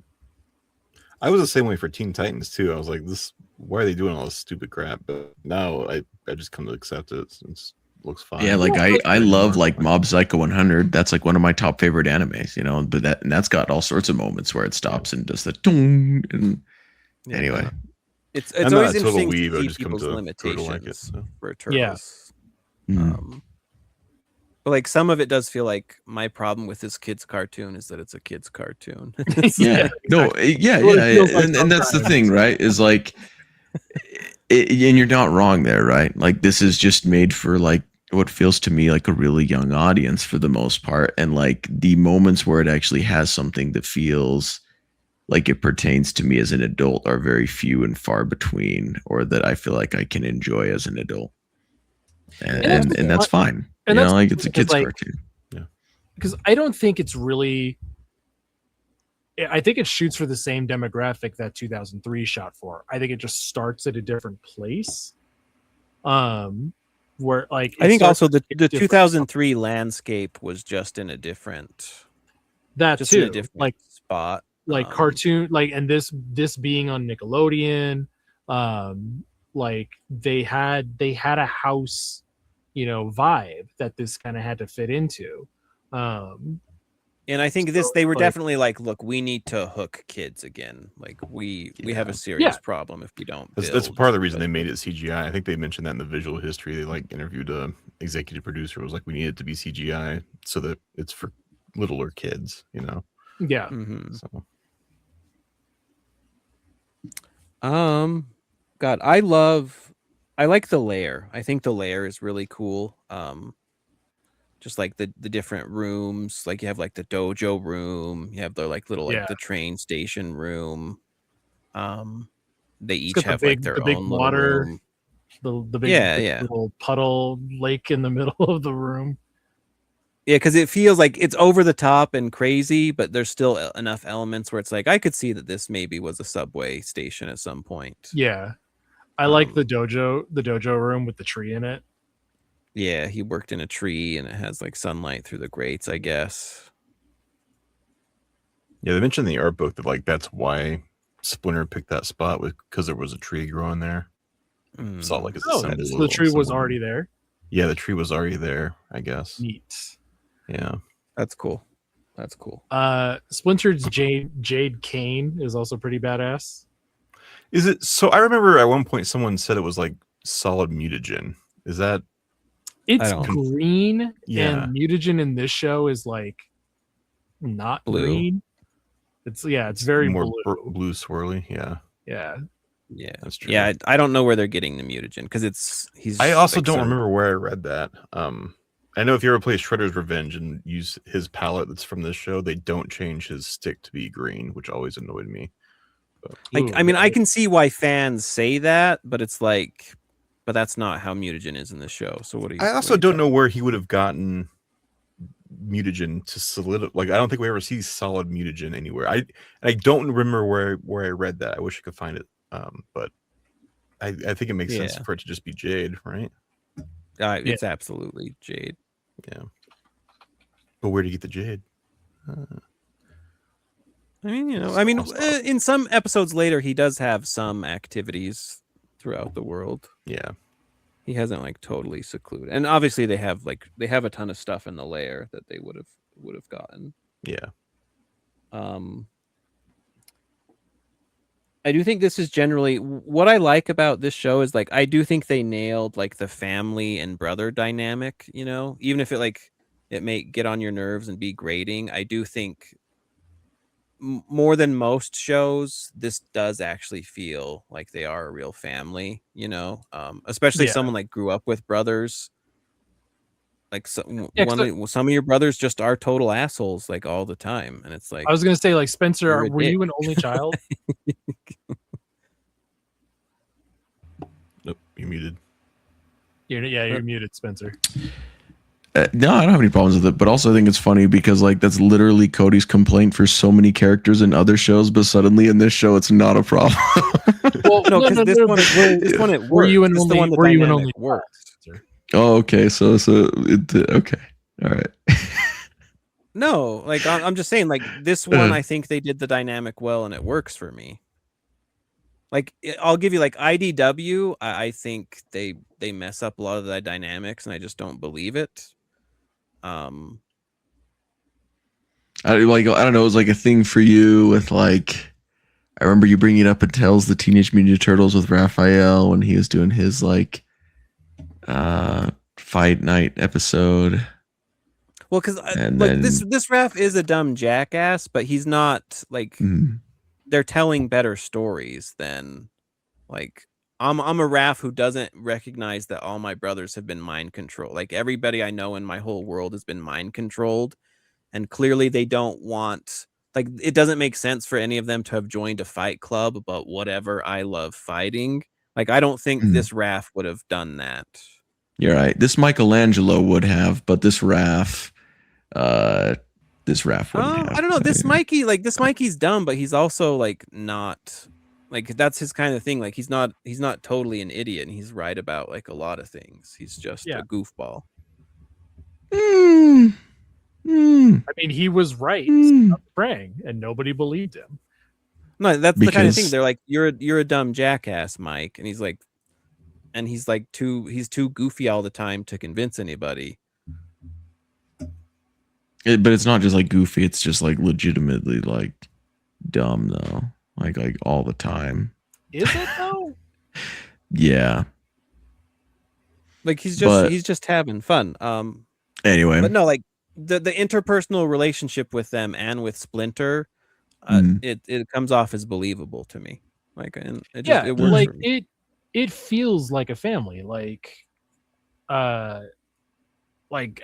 You said like, oh, like he's annoying towards his brothers. Like every brother that I've ever seen, like I was annoying to my sisters. Like my cousins were all annoying. Like they were 4 brothers. They were exactly like this.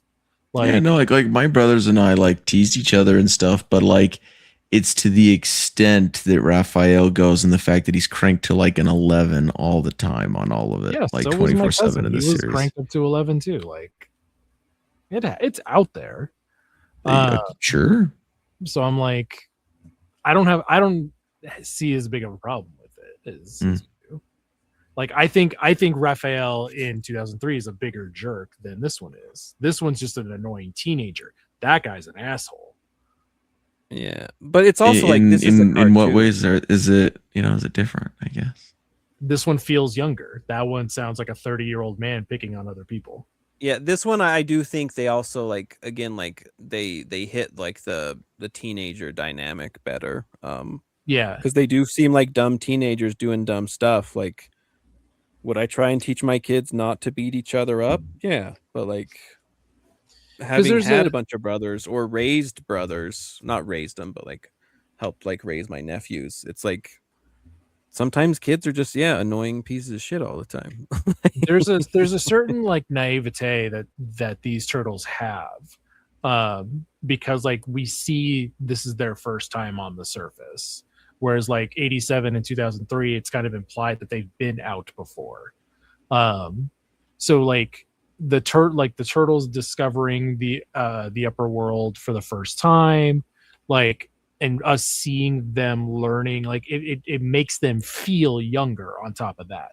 Plus, like the voice actors that they picked, like all sound younger. Like Jason Biggs doing a very young, nerdy, like his voice cracks a couple times in these episodes.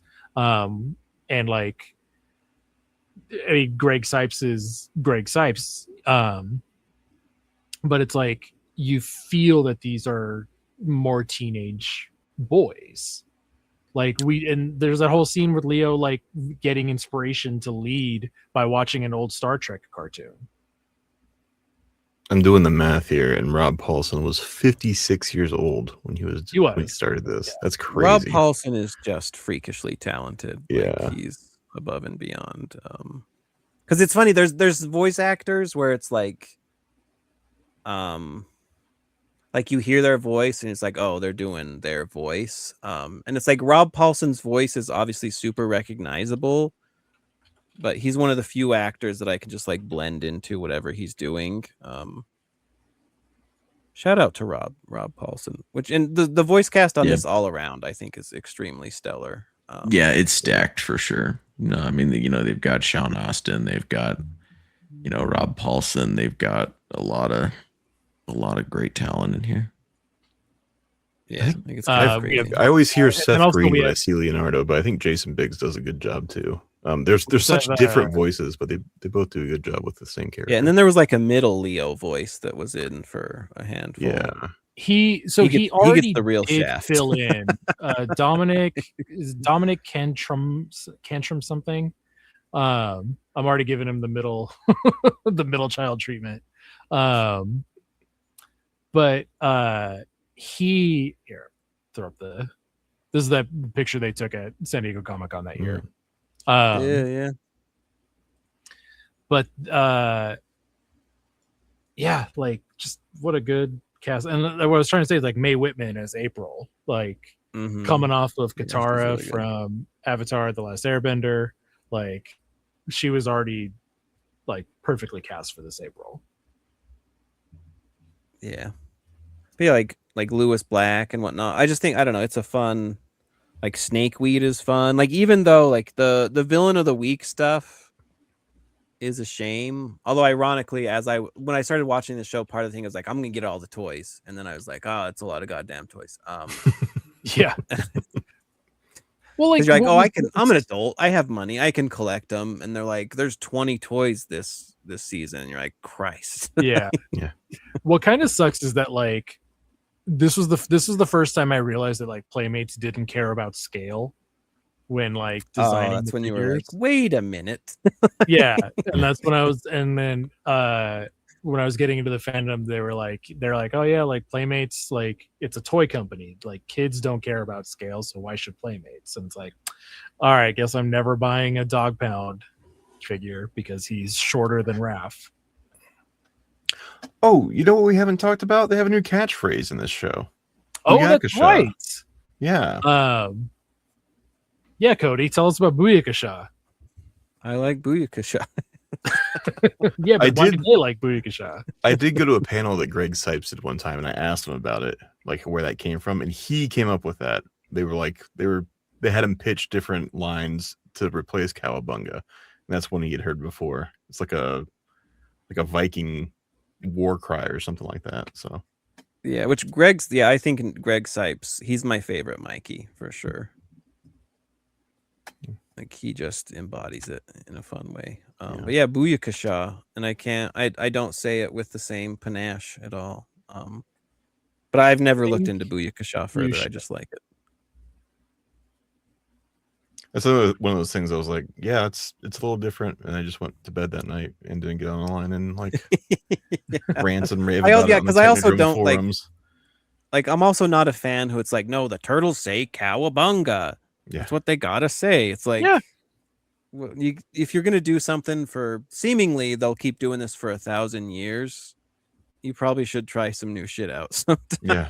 They already didn't have a catchphrase really for 2003, so it's like their first time back. Time. Yeah, but even that was only like season 6. So. Yeah. Which, I don't know. Do all the turtles say Booyakasha, or is it really just Mikey? I think it's really just Mikey. But I don't know if I would call it the turtles catchphrase. I want to say, well, it's the catchphrase of the show. But like I want to say Donnie says it at least once. Like it feels like a thing Rob would be like, I want to say that. Yeah, I'm sure sometimes they join in. I just don't particularly remember it as like being like a group thing. Because Mikey's also just going off his done stuff. I I do like, this is where the expressiveness really works for me, where like Raph is talking with Spike. He's like, I love you, man. And he's get like the tear eyes. Yeah. I do like, and I know I said this show looks cheap, but sometimes like when they're sparring in the very beginning, you can see them like their eyes kind of squint and move in certain ways that like they don't do in 2D animation. It's kind of cool. Yeah, like when they do effects like this and they time it right, it is. I fucking love it. Yeah. Especially from Also, Raph, who is an a-hole. I also all love the that time. Raph has a pet turtle. Yeah, and my fun gimmick was like, because Raph uses Spike, he's like, keep eating your leaf if you agree with me. And then Splinter comes in and he's saying whatever. He's like, Spike, keep eating the leaf if you agree with me. Yeah. He's already got him pegged. It's great. Yeah, like I like that kind. The general, I love the sense of humor in the show like that. Yeah. Like it's always such on a point. fun show. Yeah, and like I think what I like about it is that it does start in this place and then like progressively does get darker. Sometimes it jumps the gun in a few different little body horror things we'll get into in like season 2, like with the horror movie references, but like there's certain beats and storylines and certain ways they adapt the Mirage comics I think work pretty well here. Yeah, I mean, I'm not one, you all know how I feel about dark and gritty or whatever. So like, I really don't need this show to be dark and gritty. And the one area where I would say it does approach like seriousness is like any of like the Splinter and Shredder parts, which I think nails. That's the parts where it's like, okay, yeah, that is approaching perhaps a legit like memorable story for me. And that's why like the turtle stuff, I expect the turtles to be like dumb idiots just having turtly fun. So I appreciate the mix. Yeah. All right. Well, I think that's about everything we've got for these 3 episodes. What a good way to start the season, and and this show. I can see Spencer. I know, like Spencer's been bored the whole time. It's like he's just over there in the cuck chair. Just like, I don't like this show. It's too cartoony.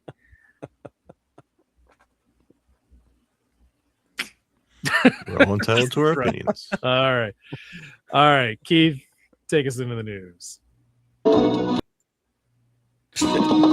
This is April O'Neil of Channel 6.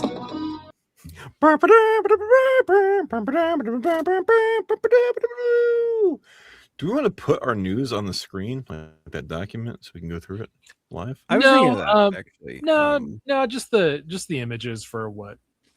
Okie dokie. So we got toy news tonight, don't we, Cody? Yeah. Which the biggest news, I don't know, because it's SDCC, San Diego Comic-Con, is going on, and tonight's preview night, I believe, right, Mike? Yeah, Wednesday is preview night, and the show officially opens tomorrow. Yeah, and so you have like the various influencers there, right? And I don't think NECA literally said it officially, because that's like not the kind of thing they would do. Because it's a weird announcement to make. But Toy Shiz, popular toy guy, he put up a post, saying, the NECA TMNT is done, which has long been speculated. With Mattel taking over the master license from Playmates, there'll be a switch up with how the other licensees are handled. And so as the years gone on, it seemed increasingly more likely that, the license will shift to be, at least for a time, because it wouldn't be uncommon if Mattel wants just their own thing for like a year before they let everybody else kick back in. But it would seem that, the turtle shenanigans are over. With at least NECA. Just for NECA, right? Joy Toys. Well, I mean, they're doing. I don't think so. I think this applies to everyone. I mean, we'll see. Like you said, this is just preview night for Comic-Con, so Pixel Dan will probably interview Trevor at the booth, and I don't know. I haven't seen Randy there in a million years, so like I don't know if he's gonna do that kind of an in-depth interview. Trevor may say something to Dan about the license. He may not be able to say something. We don't know.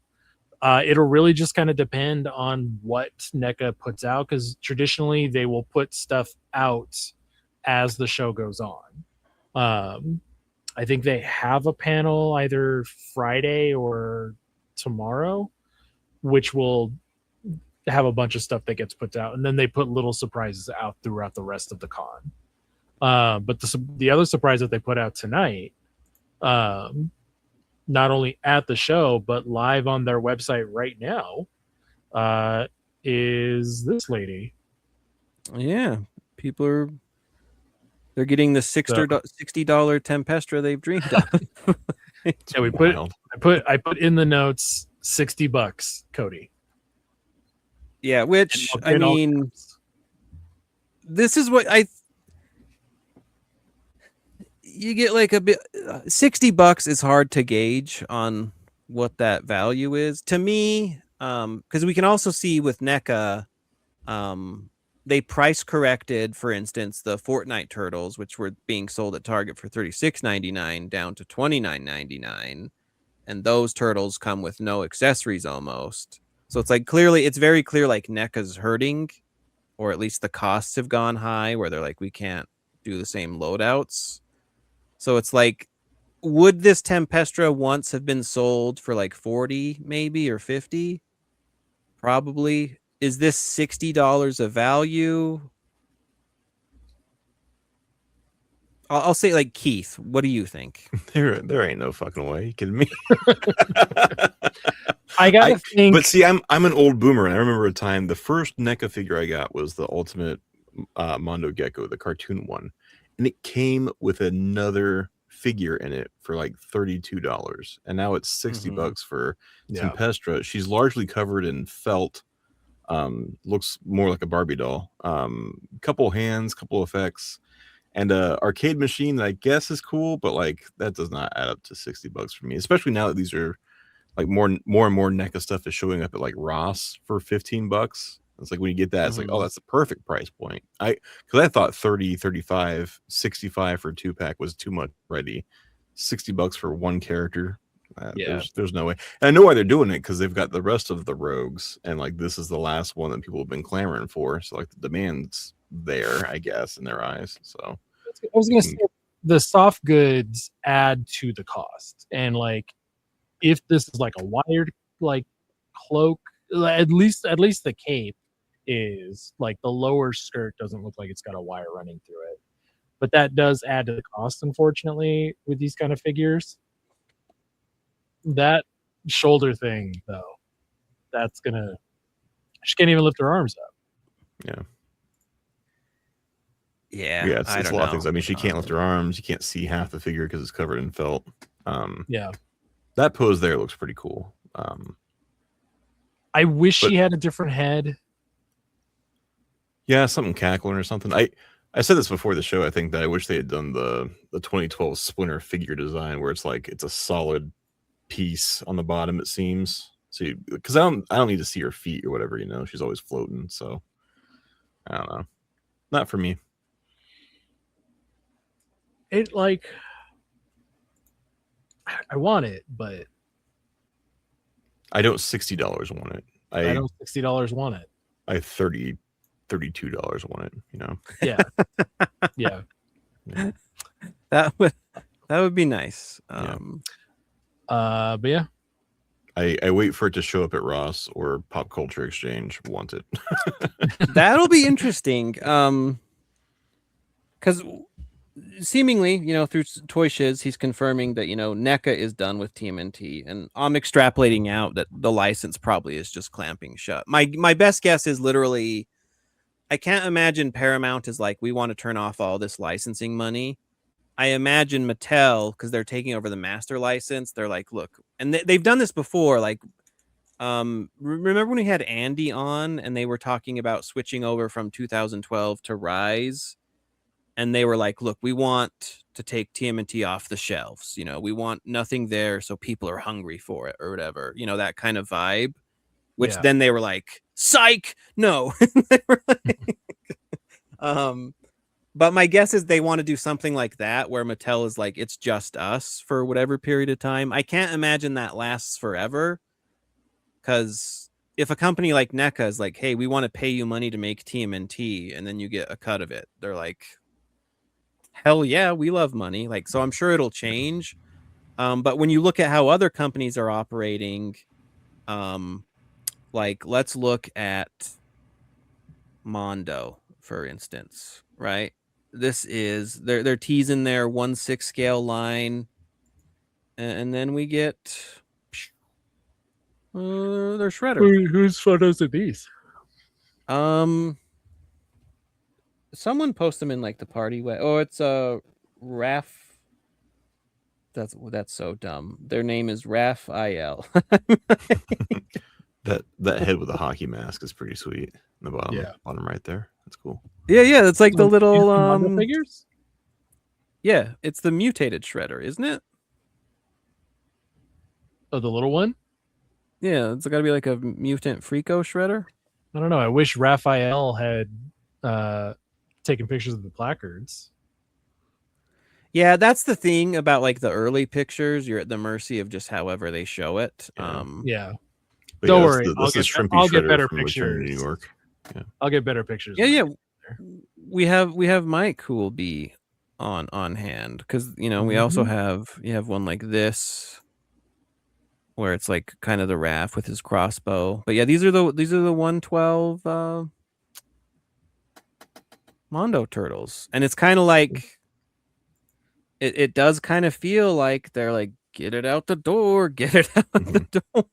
Well, I've also noticed like the collector's spot at my Targets are gone now. They're just like a clearance section. I have to imagine that was a big money maker for NECA, so I can't imagine they're pumping out more stuff. So what I believe I've heard NECA pays about for that spot. Yeah. So traditionally NECA rents that spot. It's called vendor stocking, and basically everything in the collector spot, they paid for that spot to rent it out and everything. But then it became like a hassle because they had to stock it themselves, basically. Yeah. So there was that whole thing where NECA had reps going out, and then there was the whole the NECA ambassador program that they used to do, where they're like, send us a picture of our shelf and we'll send you a gift card, maybe. Like you had to like sign up to be an ambassador of like your region, and it was a whole thing.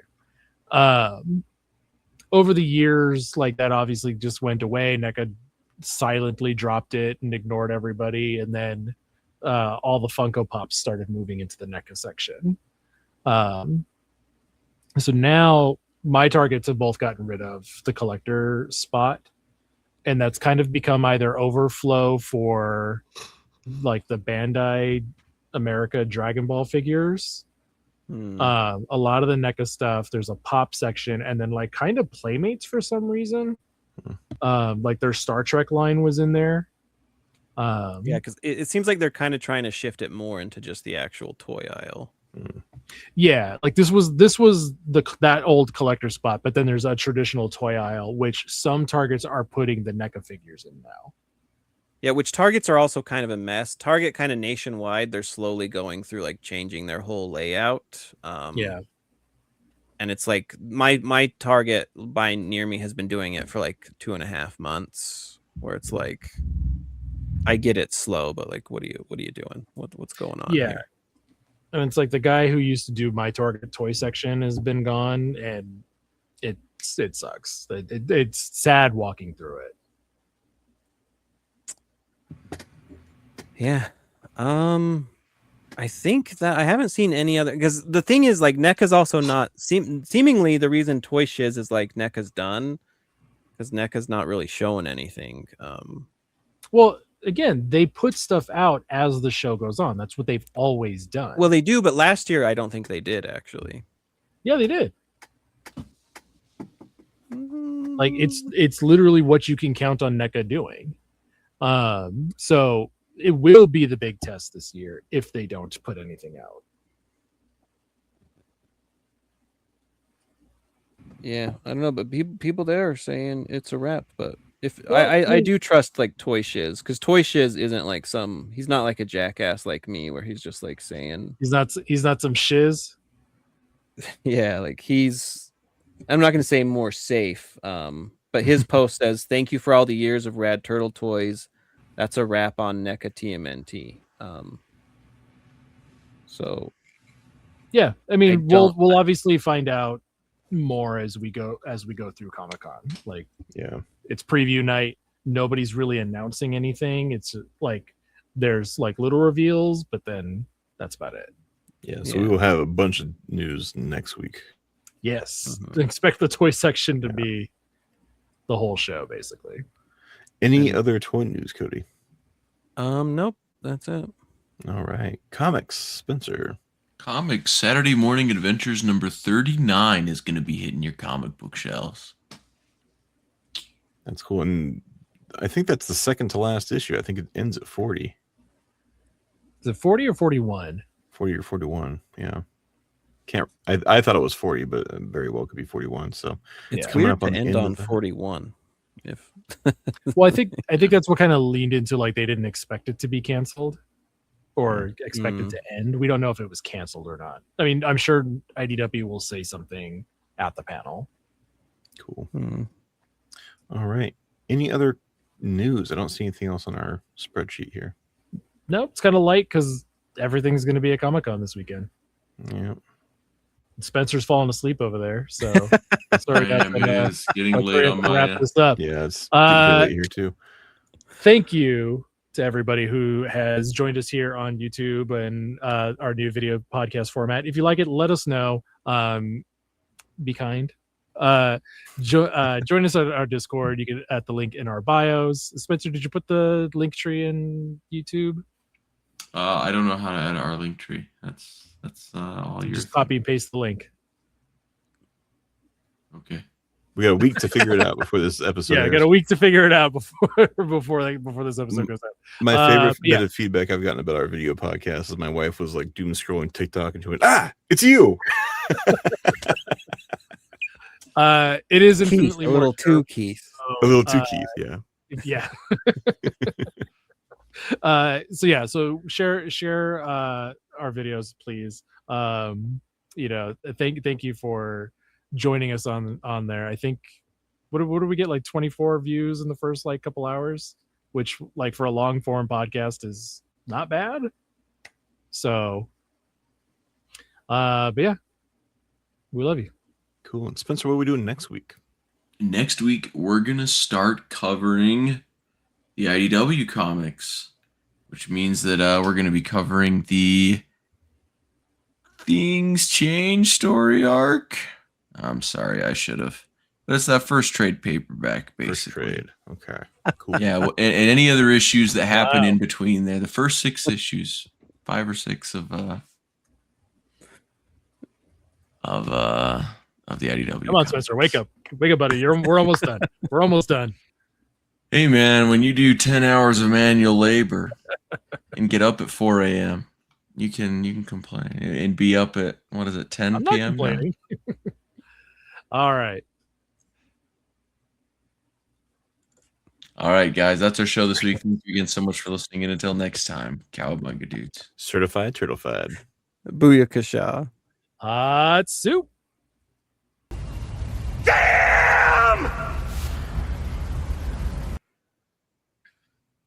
All right, so how do we get Mike off of the app?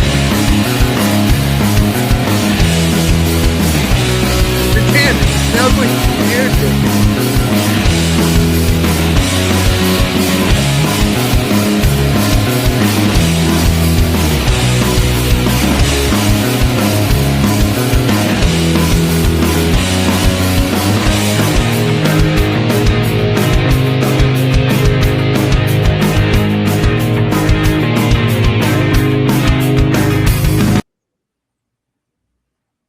It doesn't fade out. I thought it would fade out. I manually put in a 3-second fade on on Riverside in the editing things. So you're gonna have to grab the slider and I think when we do the outro, we should have the logo, not the content specific logo.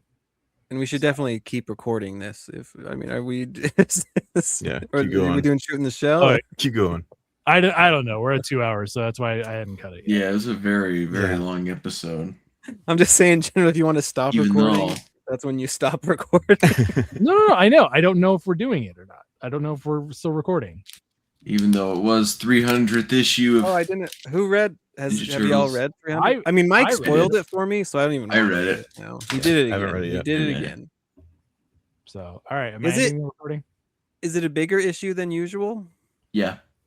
It's got a big backup in it that's kind of just like Granette that I guess just kind of goes over.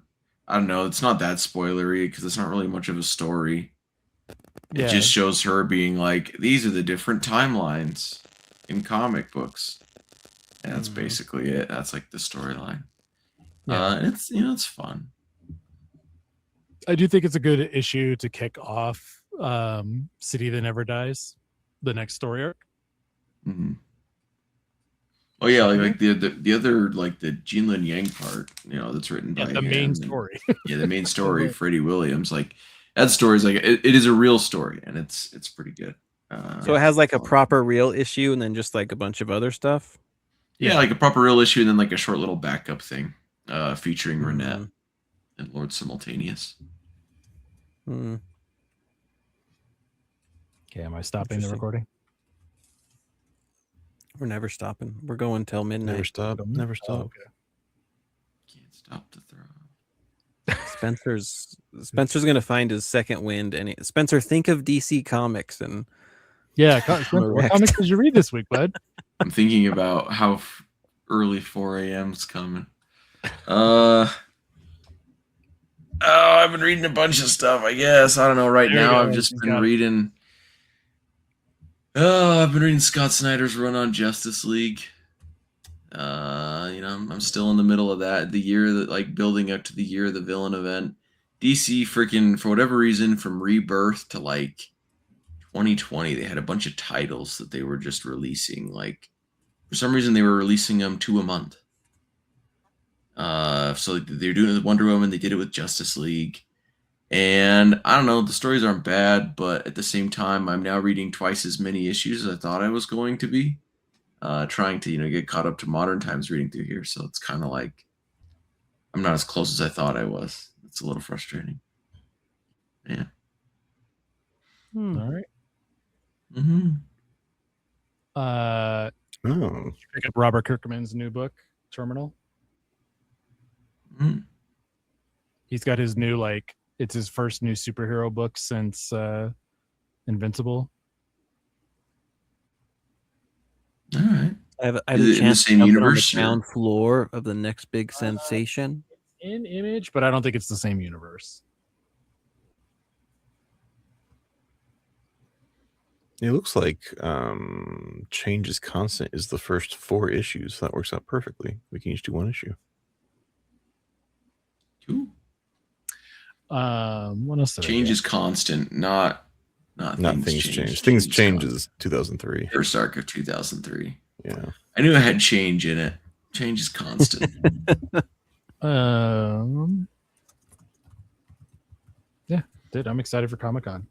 Heading out tomorrow morning. Do you have so what's your suitcase situation for all the toys you're gonna buy me? How's that going? So tomorrow is a scouting mission. So I'm not gonna buy anything tomorrow.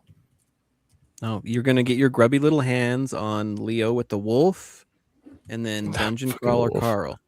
If I can get there early enough, I will try and get those. Look, that's a you problem to solve, Mike. I'm gonna be. I should be getting there. I should be getting there tomorrow, right when the con opens at about 10, 11 ish, depending on the train. So, I think I'll be able to get all because I can't imagine Playmates isn't going to sell it outside of there. But That's oddly the only stuff I'm actually really hyped for. Yeah, like it getting. I do want the Akira. This is a shirt from Super 7. They have good shirts. Super 7 shirt I have. It's a quality shirt. I'm gonna really try and get that one. I know Johnson said he wants that shirt too. So if you guys want to shoot me your sizes, I will see how many I can get. If you want what shirt? Spencer, wake up. 2003. Oh, it's a 2003 shirt. Yeah, it's Raph doing the Akira slide. Oh, okay, that's pretty cool. That's cool. But I think it just says TMNT on it, and it's a pretty cool shirt. Like definitely like one you'd never see TMNT doing. Yeah. Now, I mean, I've got my last one from the last convention I went to. They had these.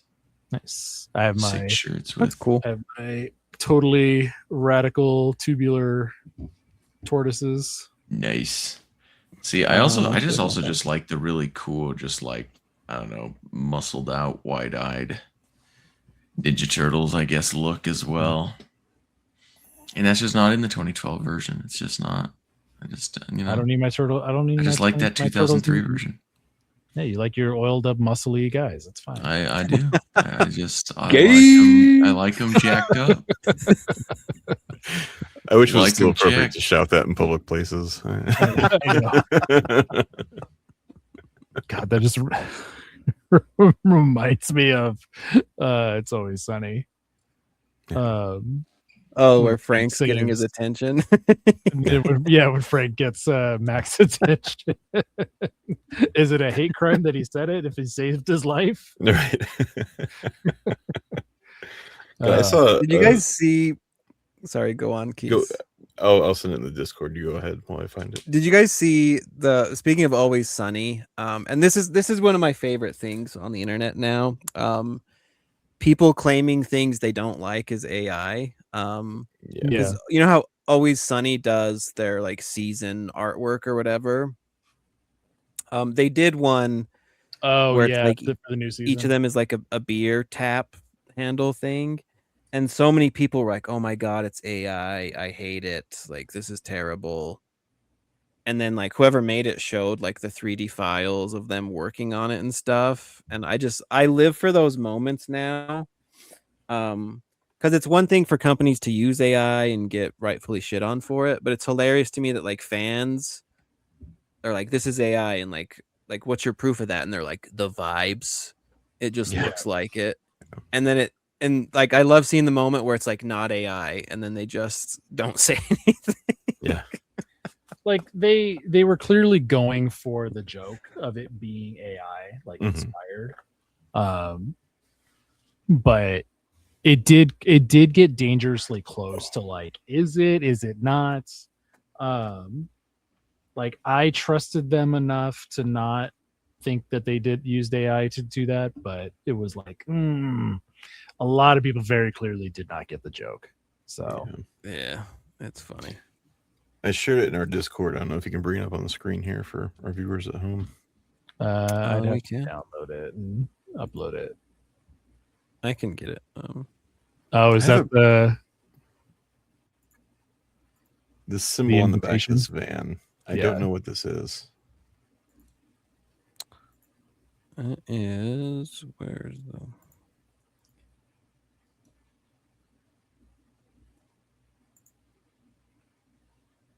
Where's that? Hold on.